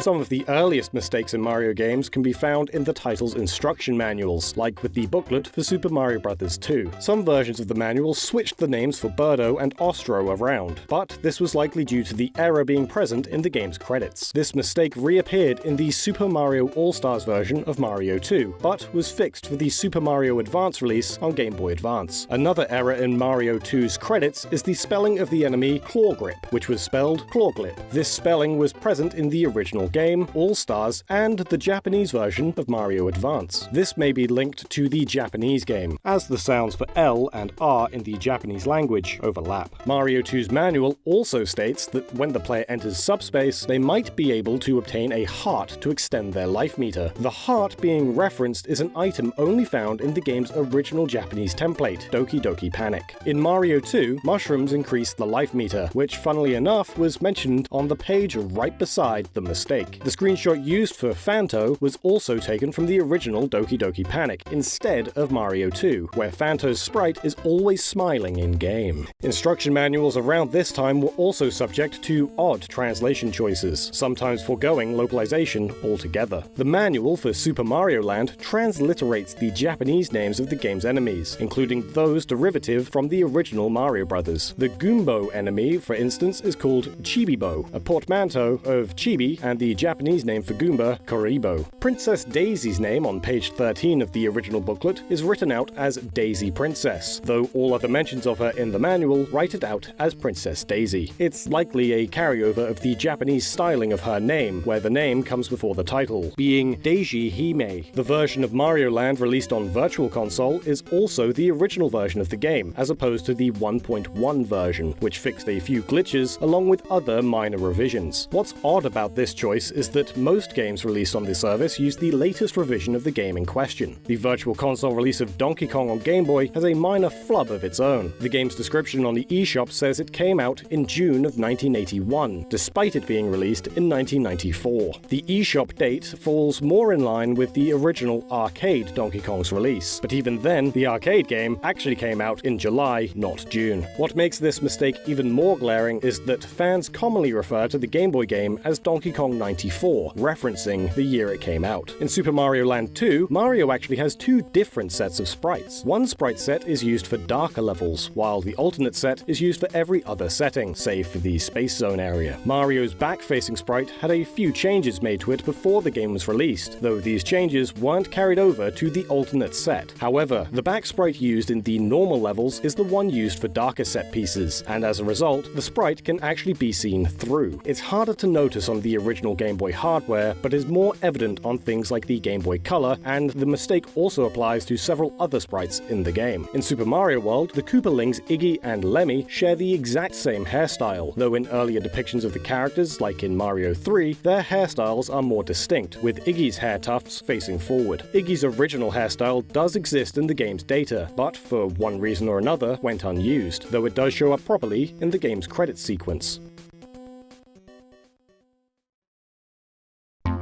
Mistakes have often extended into Mario's RPG adventures. In Super Mario RPG, there's a visual error that can occur if the player lets Croco bring Mallow's HP down to 0 during their second battle. Croco has a knack for stealing items from the player's active party, but after Mallow's defeat, Croco will only try to steal items from Mallow. Not only this, but Mallow will stand upright as if he's been revived, but he's still unable to fight. Paper Mario, the Thousand-Year Door, has a few visual errors of its own. For example, throughout the game, the character Koops is inconsistently depicted with either 3 or 4 fingers on each of his hands. Another visual mistake relates to Luigi. Luigi's cap is made up of 2 separate textures, one for the cap and another for the L emblem, which are stored separately. This was done to prevent the L from being mirrored whenever Luigi's model had to turn around, but despite the effort, there's one instance where Luigi and the emblem aren't aligned. In the opening cutscene where Luigi goes to the mailbox, the emblem gets flipped for a brief moment before going back to normal. Another mishap in the game seems to be a basic logic error. When the player defeats Grodus at the Palace of Shadow, the sequence that follows will give the player the option to attack him, though at the risk of Princess Peach's life. If they choose not to attack, Grodus will be furious the player dared to defy him. If they choose to attack, Grodus will tell them to stop talking. It seems the dialogue for these choices was reversed, but really, neither choice affects progression at all. There's been a number of books tied to the Mario franchise that spread a few falsehoods about the series. In 2015, Dark Horse Comics released the Super Mario Encyclopedia, an official guide covering the first 30 years of the franchise, with the English release coming out in 2018. This release had been met with some controversy for a few inaccuracies, including typos and false information. For example, it states that the first unmodified release of Super Mario Bros. 2 outside Japan was in 2014 on the Wii U's Virtual Console, when it actually first released 7 years earlier on the Wii Virtual Console. It also claims the PAL block debuted in Super Mario Bros. When they actually debuted in the arcade game Mario Bros. Without the Super. The book also misspells the name of the Wiggler enemy as Wriggler multiple times, which can be seen on pages 71 and 86. In Super Mario World, an oddity occurs with the Wiggler enemy. If the player dies above a Wiggler, on their way to the bottom of the screen, they'll still make contact with the Wiggler and even score points for doing so. At the end of the level Donut Plains 2, though unable to be seen through normal means, there's a buzzy beetle hidden inside the wall near the warp pipe. Due to the level's slow auto-scrolling, the player can't see it, and even if it could be seen, it would just end up falling through the floor. Speaking of buzzy beetles, they, along with Koopa shells, are the center of a glitch that's quite easy to pull off. If the player puts the shell on one of the enemies in front of a steep slope and tries to kick it up the slope, it will instead go right through the slope's wall.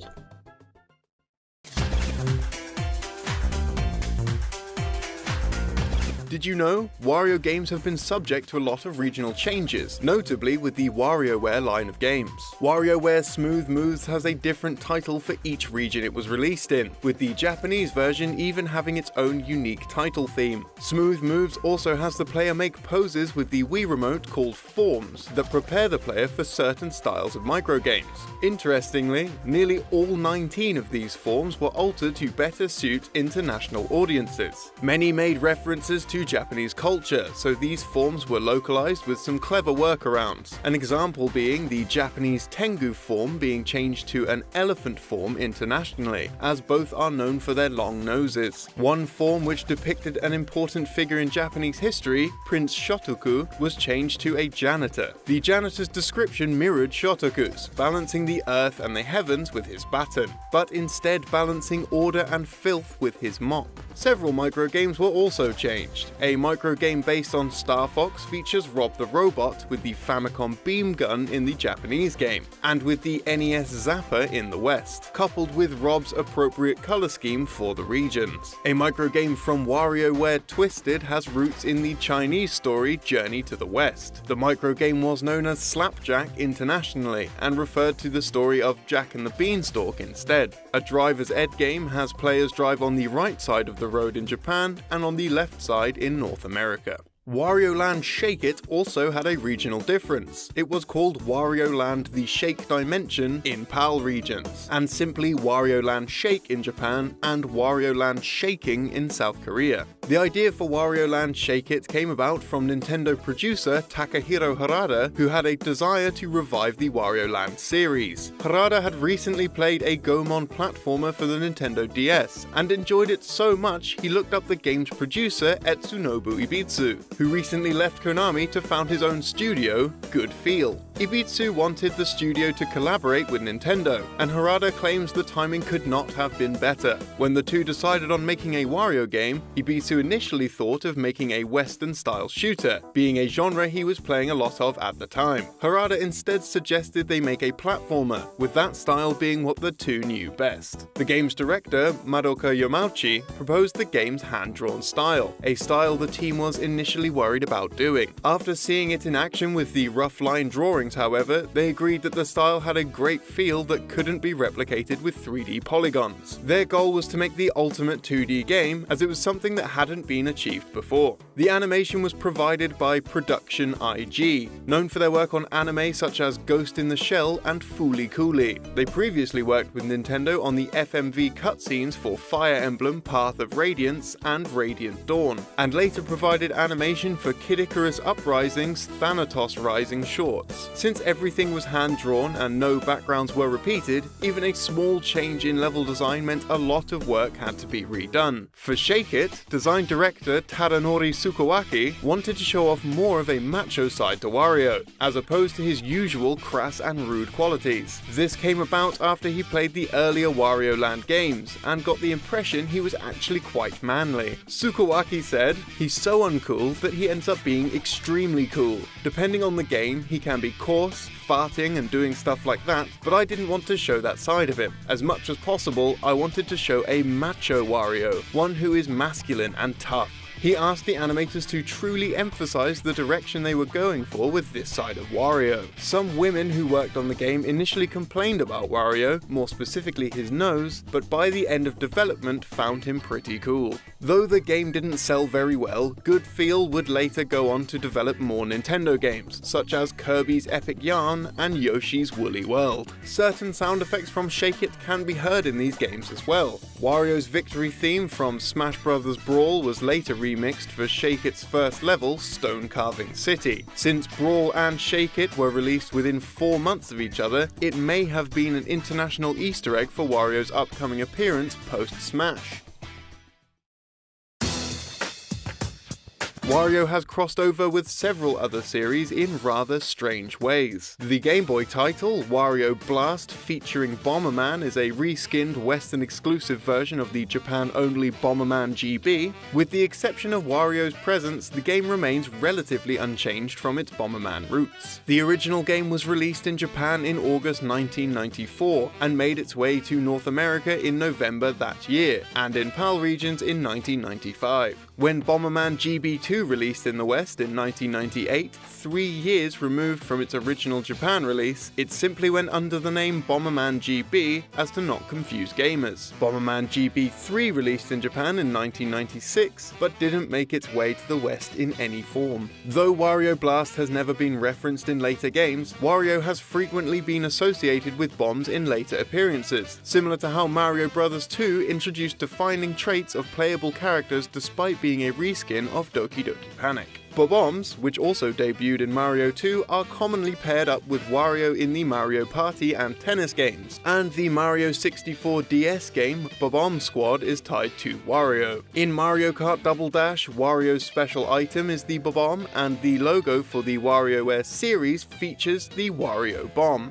Keeping in line with Wario clashing with other series, the recurring Wario Land character, Mad Science-Dean, first appeared in the Japanese exclusive Game Boy game Keru no Tame ni Kane wa Naru, referred to as For Whom the Frog Bell Tolls in English, before making his Western debut in Wario Land 3. For Whom the Frog Bell Tolls was developed by Nintendo's R&D 1 team, the same group who created the Wario franchise. Science-Dean later showed up in Dr. Mario 64 and Wario Land 4. The former game's roster is made up almost entirely of Wario characters, and the latter's guidebook officially states the connection between the Wario series and For Whom the Frog Bell Tolls. A remixed version of the Frog Bell Tolls main theme also appears as an unlockable record in WarioWare DIY. Wario's also said to have something he cares about even more than money: a pet. In Wario Land 2, he has a pet chicken simply named Hen.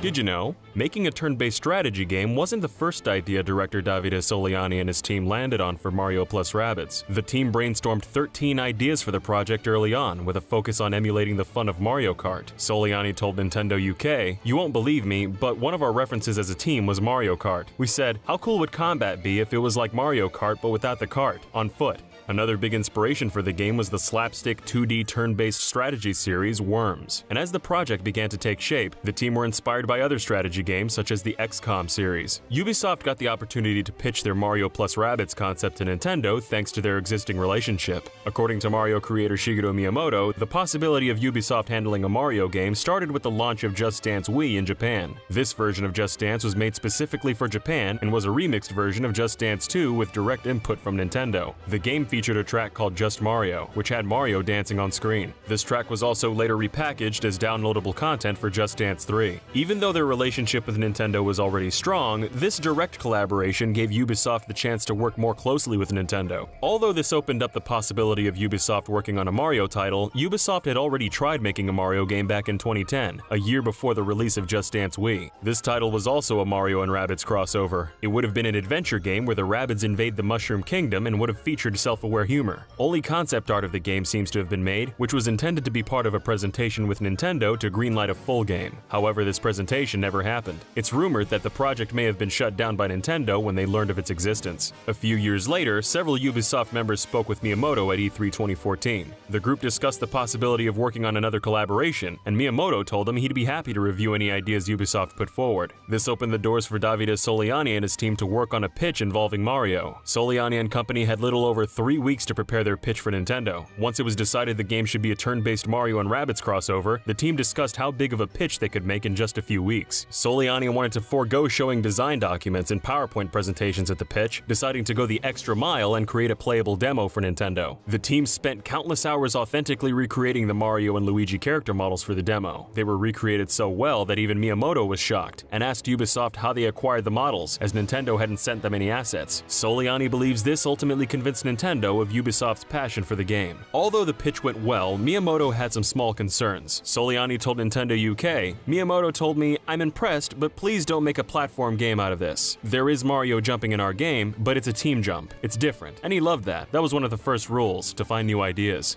After the project was greenlit, it was Ubisoft's turn to be concerned. Soliani and his team concluded that firearms were a necessary inclusion for a tactics game. This could pose a problem and clash with the family-friendly image of Mario. Ubisoft knew the only way Nintendo would let Mario hold a gun was if the gun was unrealistic and cartoonish. Soliani said, "We used a lot of disproportion to create our weapons. We didn't want them to look real, but at the same time we wanted the player to understand the function by just seeing the visual." When designing these unconventional weapons, the team looked at other works of fiction with distorted weapons. One source of inspiration was 1997 sci-fi hit The Fifth Element, which had a wide variety of bizarre weaponry. The team showed their near-final designs to Nintendo in person. Nintendo appreciated their efforts and gave their blessing to let Mario characters use the guns. The team also had weekly conference calls and sent daily updates to Nintendo to make sure they were on the right track.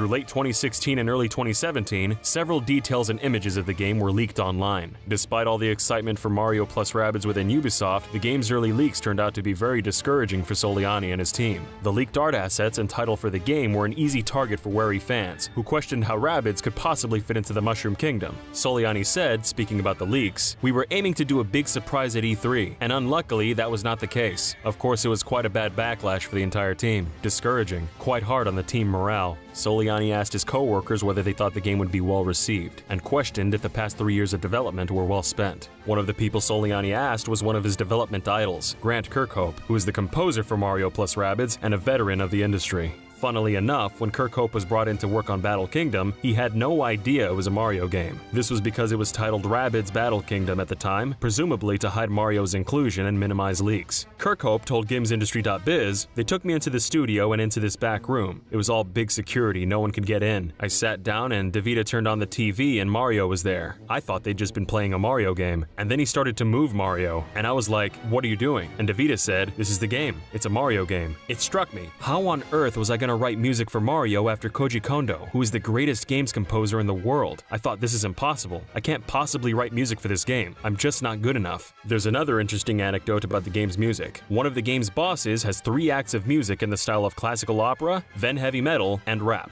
Because vocals for the tracks hadn't been recorded yet, Kirkhope needed to sing all 3 segments himself while he worked as a placeholder. A copy of these placeholder recordings are allegedly still in the Ubisoft offices. Kirkhope said, "Let's just say that I'm not the greatest singer in the world. I'm sure Davide has all the recordings tucked away somewhere for future blackmail."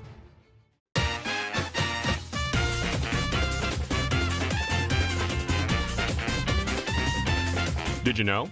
Mario and Sonic's rivalry has a long history to it. Sonic the Hedgehog was created squarely to compete with Mario, and in a broader sense, so the Genesis could compete with Nintendo's platforms. Former marketing director at Nintendo UK and former CEO of Sega West, Mike Hayes, summed up the two companies' relationship. Nintendo was a bit like the Beatles, whereas Sega was the Rolling Stones. Competition between the two companies was fierce. Both aired commercials to discredit the other. Sega's infamous Genesis does what Nintendo don't slogan being an example of these marketing campaigns. Despite their rivalry, talk of a crossover between each company's main series circulated for years. Internal discussion allegedly took place at Sega, even while they were still developing hardware. When Sega withdrew from the console race due to the Dreamcast's financial failure, their relationship with Nintendo grew friendlier. Many Sonic titles were released or re-released on Nintendo consoles, such as the Sonic Advance series and Sonic Adventure 2. The former rivals even partnered on projects, such as F-Zero GX. In light of their improved relationship, and because Sega now operated as a publisher rather than a competing console manufacturer,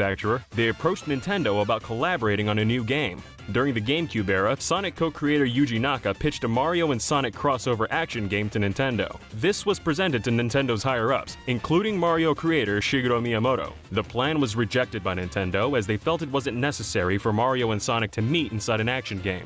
The Mario and Sonic series began development when Sega obtained the license to games based on the 2008 Olympics. The International Olympic Committee wanted to broaden the event's appeal to children. Sega therefore proposed that Sonic should star in the game. Since they also wanted to emphasize the Olympic spirit of cooperation and sportsmanship, producer Osamu Ohashi suggested they approach Nintendo again about including Mario in the game. This time, Nintendo accepted the proposal. Because the Olympics are about bringing people from all over the world together, the two companies reasoned the event formed a perfect neutral ground for their characters to meet. Sega's sports division developed the title under Miyamoto's close supervision, and the team was thrilled to be working with the big man of games. Mario and Sonic at the Olympic Games was announced on March 28, 2007, and was met with surprise and skepticism from fans and outlets alike. The game's release came far in advance of the Olympics themselves, launching in November 2007, while the Olympics didn't start until August 2008. There was already huge media buzz surrounding China's efforts to prepare for the Olympics, so they decided the game should capitalize on the holiday season by releasing ahead of time. A version of the game was released concurrently on mobile phones. Titled Sonic at the Olympic Games, it had no reference to Mario whatsoever. Nintendo presumably didn't want Mario appearing on a non-Nintendo console at the time. This trend continued with the game's sequel, which was pulled from iTunes shortly after release due to its poor technical performance. Sega of America's president at the time, Simon Jeffrey, mentioned that Mario and Sonic was the first title in a renovation of the Sonic brand.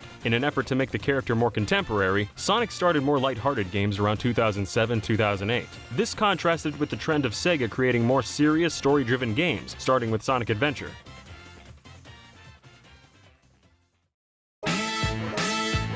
Data exists for multiple unused playable characters in Mario and Sonic at the Olympic Games. These characters include Silver the Hedgehog, Cream the Rabbit, Jet the Hawk, the Egg Flapper enemy from Sonic Heroes, Birdo, a fully animated Donkey Kong, and a Goomba. While many of these characters would appear in sequels, Cream cameoed as the referee in the final game. During development of the London 2012 version of Mario and Sonic, one of the team's artists was eager to take reference photographs of an event field. While approaching the field, he failed to notice an electric fence and ended up electrocuting himself. Fortunately, he was mostly unharmed. Sega also considered releasing a peripheral alongside the game. No details were given about the peripheral itself, suggesting it never advanced beyond early concepts and prototypes. Mario and Sonic at the London 2012 Olympic Games embraced its new location by incorporating European favorites such as soccer and equestrian sports. Additionally, there's a file in the game's data track called William CPK. The file is speculated to be named in honor of Prince William of the British royal family. Mario and Sonic at the Rio Olympic Games was the last in the series to feature Chikawa Otsuka. Otsuka was the Japanese voice of Dr. Eggman starting with Sonic Adventure in 1998, all the way up to his death in January 2015.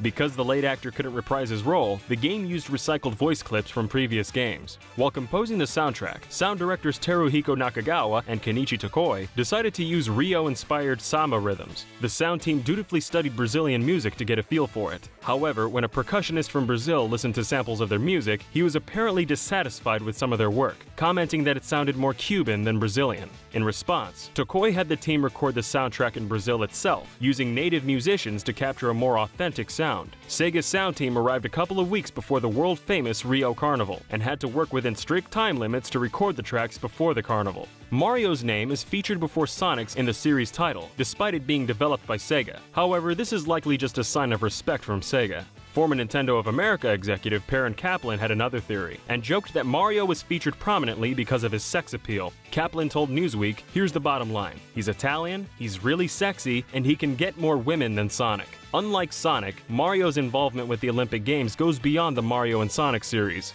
He made a prominent appearance at the end of the 2016 Rio closing ceremony. Japanese Prime Minister Shinzo Abe appeared from a warp pipe, dressed in Mario's distinctive cap and overalls to accept the Olympic flag. Fans have questioned if the two characters will ever headline a non-Olympic themed game. Former Sega of Europe president Mike Hayes was dubious about the idea. Hayes told CVG, "If it was a Sonic world and we had Mario trying to run around collecting rings, it wouldn't be right." Producer Osamu Ohashi felt similarly, asserting a new world that accommodated both characters would need to be made for a collaboration to work.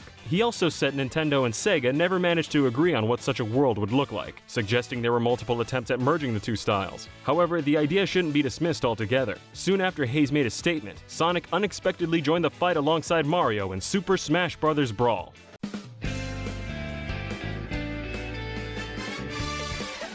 Did you know? In Mario Kart 8 and Deluxe, if the player goes to the water park track and waits near the Aqua Cups, a quiet tune can be just barely heard. This melody is actually from Super Mario 64 and plays in Big Boo's haunt in the underground merry-go-round.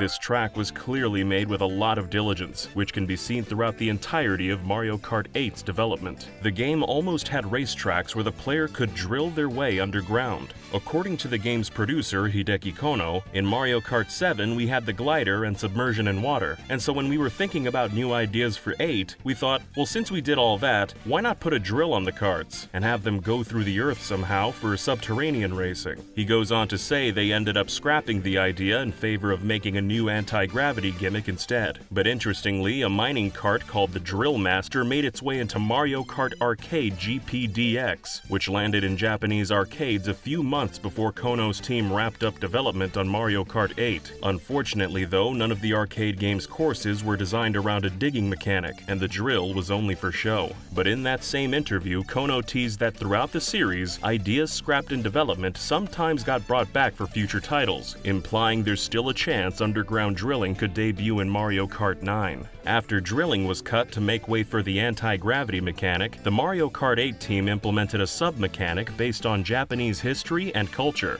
For hundreds of years, Japanese kids played with spinning tops called beigoma. They'd use a string to send them spinning onto a canvas arena, and the beigoma that spun the longest and knocked the other out of the arena was deemed the winner. They were incredibly popular for centuries, but kids mostly lost interest in them after World War II, when newer, fancier toys came about. Here you can see the way beigoma spin and bounce off each other when they connect. This is exactly what happens in Mario Kart 8 when two racers bump into each other during anti-gravity, with both racers doing a quick spin and gaining a speed boost. Or as Mario Kart 8's director Kosuke Yabuki explained it, the spin boost idea comes from Japanese spinning tops. We thought that the sight of spinning tops bumping into each other as they whirl around was perfect for the behavior of karts in the anti-gravity areas. Players will need to come up with different strategies than those used for racing over normal track sections, so I'm sure this will create situations never seen before. Mario Kart 8's soundtrack was the first in the series with live music. Whether it was jazz, funk, or classic Nintendo tunes, the entire score was recorded live. Many of the musicians Nintendo hired were Mario Kart fans themselves, and knew far more about their instruments than the developers, so they improvised to make the soundtrack even better than Nintendo imagined. In a Famitsu interview we had translated, Hideki Kono recalled, "The musicians looked at the sheet music and played it on the spot. Many of them played Mario Kart, so it was easy to express what we were going for. For example, for Bowser's Castle, the sound chief said, 'Since this music's gonna be for Bowser's Castle, please make it sound evil.' And the musicians replied, 'In that case, let's really make the guitars twang.' And if there were any parts they didn't like or didn't go well, they redid it countless times. In the end, more than 3 hours of their performances made it into the game. Another rumored experiment was using 4-player split screen on the TV and a 5th player on the gamepad, a feature that Sonic Racing implemented 2 years earlier, and similar to the 5-player mode in New Super Mario Bros. U, but none of those features made it into the game, with Yabuki explaining, "I thought that for Mario Kart, playing with someone else on the same big TV screen gives the game a more competitive feel. Because of this, we decided to limit the local multiplayer to TV split screen, and have the development team focus their efforts on the graphics and 60 FPS frame rate. In the end, the only gamepad features they implemented were tilt controls, a mini-map, off-screen play, and the most important feature of all, honking your horn."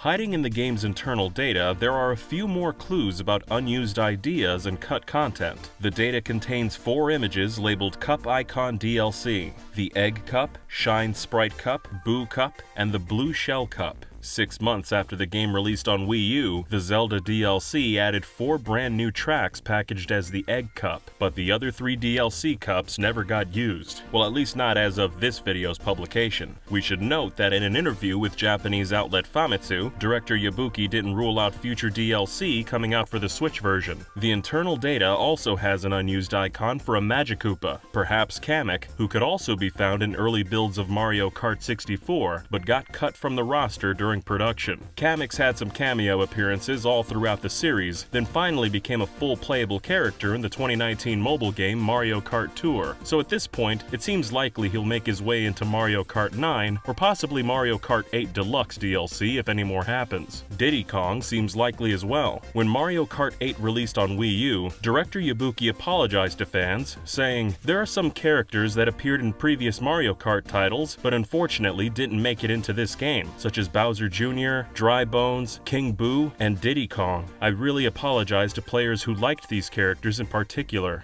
Yabuki eventually brought all those characters back for the Deluxe Edition on Switch, except Diddy Kong, but Diddy later returned for the mobile game, and he's in some of the Mario Kart arcade games as well, so we expect to see his mainline series return sooner or later. Except for the arcade titles, which include characters like Pac-Man and Miss Pac-Man, Mario Kart's pretty much only featured characters from the Mario universe. According to Hideki Kono, that's because Shigeru Miyamoto had a secret rule limiting the roster. If they added more Nintendo characters, Miyamoto thought it wouldn't be Mario Kart anymore, it would be, quote, Smash Kart. But it was the addition of Mii's that blew the gates wide open. In a 2013 interview with MTV, Kono said, "When we put the Mii's in, Mr. Miyamoto was even kind of like, you know, aren't you crossing the line here? This doesn't exactly feel like Mario Kart." But you know, with the Mii being a basic part of the console, we were able to put it in, and have him actually play it to get his sign-off. It's still an unlock, you can't select a Mii from the get-go, so for some reason it doesn't exactly cross Miyamoto's secret line, but it kind of came close. But once the seal was broken, DLC and the eventual deluxe edition on Switch added characters from Animal Crossing, Zelda, and Splatoon, with seemingly no end in sight for the series' future. Kono's team also created 2 brand new characters, Baby Rosalina and Pink Gold Peach, the latter of which was created because Mario Kart didn't have enough heavy women. Of the game's 12 heavyweights, all of them were men except for Rosalina, who Hideki Kono had specifically asked the Galaxy team to make super tall so he could use her as a heavyweight in Mario Kart Wii. But Kono's team wanted one more for Mario Kart 8, and a lot of the game's developers were women, so they gathered them all together and said as a counterpart to Metal Mario, they wanted a Peach clone. The ladies in the office were asked what color she should be. The men were initially considering Gold Peach or Platinum Peach, but the women wanted Pink Gold Peach, and that was that. The day after Mario Kart 8 launched in 2014, a girl called Rizupikor posted a 27-second clip to YouTube and labeled it Waluigi vs. Luigi 1. When we talked to her, she said she uploaded it just to show one of her friends and never thought anyone else would ever see it. But someone else re-uploaded the clip one day later with the much more clickable title Luigi Ridin' Dirty, Death Stare in Mario Kart 8, and the Ridin' Dirty song laid on top of it. The video quickly went viral, racking up millions of views and spawning an entire subreddit dedicated to Luigi death stares. Seemingly everyone was sharing them, and they even made their way onto Fox News. The truth was that every character in Mario Kart 8 uses that same animation when they pass another racer, but Nintendo fans found it hilarious coming from Luigi, who's usually known for his timid and cowardly nature. When E3 rolled around a couple weeks later, Nintendo added Luigi's death stare to their show. Nintendo of America marketing staff told GamesBeat it was a collaborative effort with Robot Chicken. They came up with ideas and so did we, but they let us know, from a comedy standpoint, what they thought would work. There are different examples of when it's the right time for us to take something that happens organically and make it part of corporate messaging. It was a late addition and we thought we could pay homage to the fans. Another Luigi death stare was used in a Japanese commercial soon after, but now, after almost a decade later, the subreddit's been abandoned and the meme left to rest. But for a few short weeks in 2014, a Mario Kart clip only meant to be seen by one person took the internet by storm and became an official part of Nintendo history.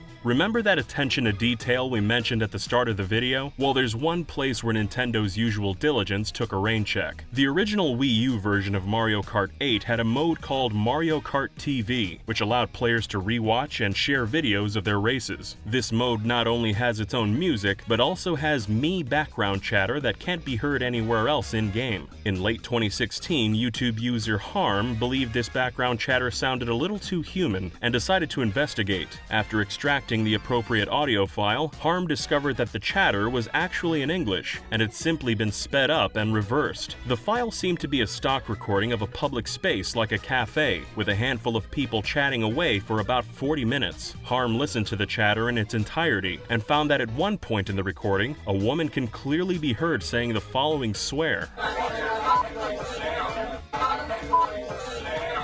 You might be wondering how this slipped by staff, but since Nintendo is made up mostly of Japanese devs, it's understandable how a sound designer could have. Did you know that according to the Super Mario World instruction manual, the sunken ghost ship just outside the Valley of Bowser is actually a crashed airship used by the Koopalings in Super Mario Bros. 3? The only clue to this connection in the game is a ball with a question mark in it that Mario collects at the end of the level. This is one of the same balls that's acquired when Mario defeats a Boom Boom in Super Mario Bros. 3. The Boom Booms were encountered multiple times through the game, and some of them were in airships. The fact that that ship is full of ghosts could also be implying all the common enemies on board had died during the event that sunk the ship. In Super Mario Galaxy 2, if you switch to first-person view in the Shiverburn Galaxy during the missions Prince Picante's Peppery Mood and Octo Army Icy Rainbow Romp, then look up at the cliffs in the scenery, 3 shadowy figures can be seen staring down at you. As you progress through the level, if you stop and look up to the left at any point, they'll be there, as if they're following you. You can't go closer to inspect them. You can't even reach them by hacking the game, as they appear to be a texture that's always rendered at a fixed distance from Mario. You never meet these figures in the game, and nobody in the game ever refers to them or even mentions their existence. A member over at GoNintendo.com with the alias Grrr Tacos got curious about the figures and started to search through Super Mario Galaxy 2's game data. They discovered that the shadowy figures themselves are labeled Hell Valley Sky Tree and are associated with the sky model for that area called Beyond Hell Valley. Hell Valley isn't the name of that level, or any level in Mario Galaxy 2. It was supposedly the name of a beta level that didn't make it to the final cut, but it doesn't particularly sound like a name you'd see in a Mario game, and that doesn't explain why or how the texture found its way into Shiverburn Galaxy. A lack of any kind of explanation from Nintendo has led to all kinds of creepypasta posts and rampant speculation among fans. It seems they'll remain a mystery until Nintendo reveals what they are. The official story for the original Super Mario Bros. Game contains a dark secret. According to the game's instruction booklet, one day the Mushroom Kingdom was invaded by the Koopas, a tribe of turtles who use their black magic to transform the Mushroom People into stones, bricks, and even plants. The only person who can undo the Koopa spell is Princess Toadstool, who's being held captive by Bowser. Completing the game and freeing Princess Toadstool ensures the curse is lifted and all the residents that survived are transformed back. It sounds fairly tame, but think about what you actually do as Mario in the game. Shatter hundreds of brick blocks. You unwittingly massacred hundreds of innocent toads.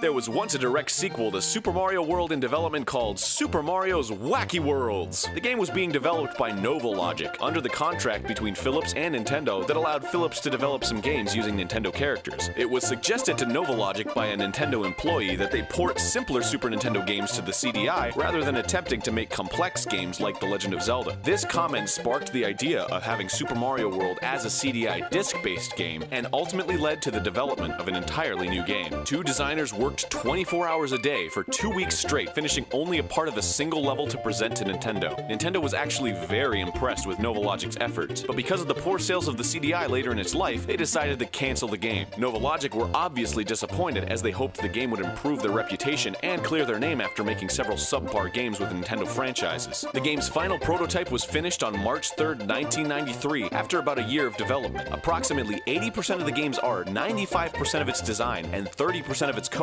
was completed. Only 3 copies of these prototypes are in circulation, and as a result, the game's ROM was leaked online. The missing portion of code is clear to see, as Mario can only walk left, right, and jump. No power-ups exist in the game, and he can't slide or swim. Enemies disappear when Mario is above them, as if there's an incomplete stomping mechanic. Enemies also can't hurt Mario, and simply freeze when they're touched. Levels are completed by passing through a giant M, and there were around 3 levels in each world. The worlds were based around ancient cultures, haunted structures, a jungle, the Arctic, a chemistry lab with no graphics, as well as wacky and tubular worlds. Tubular being an homage to the special world in Super Mario World.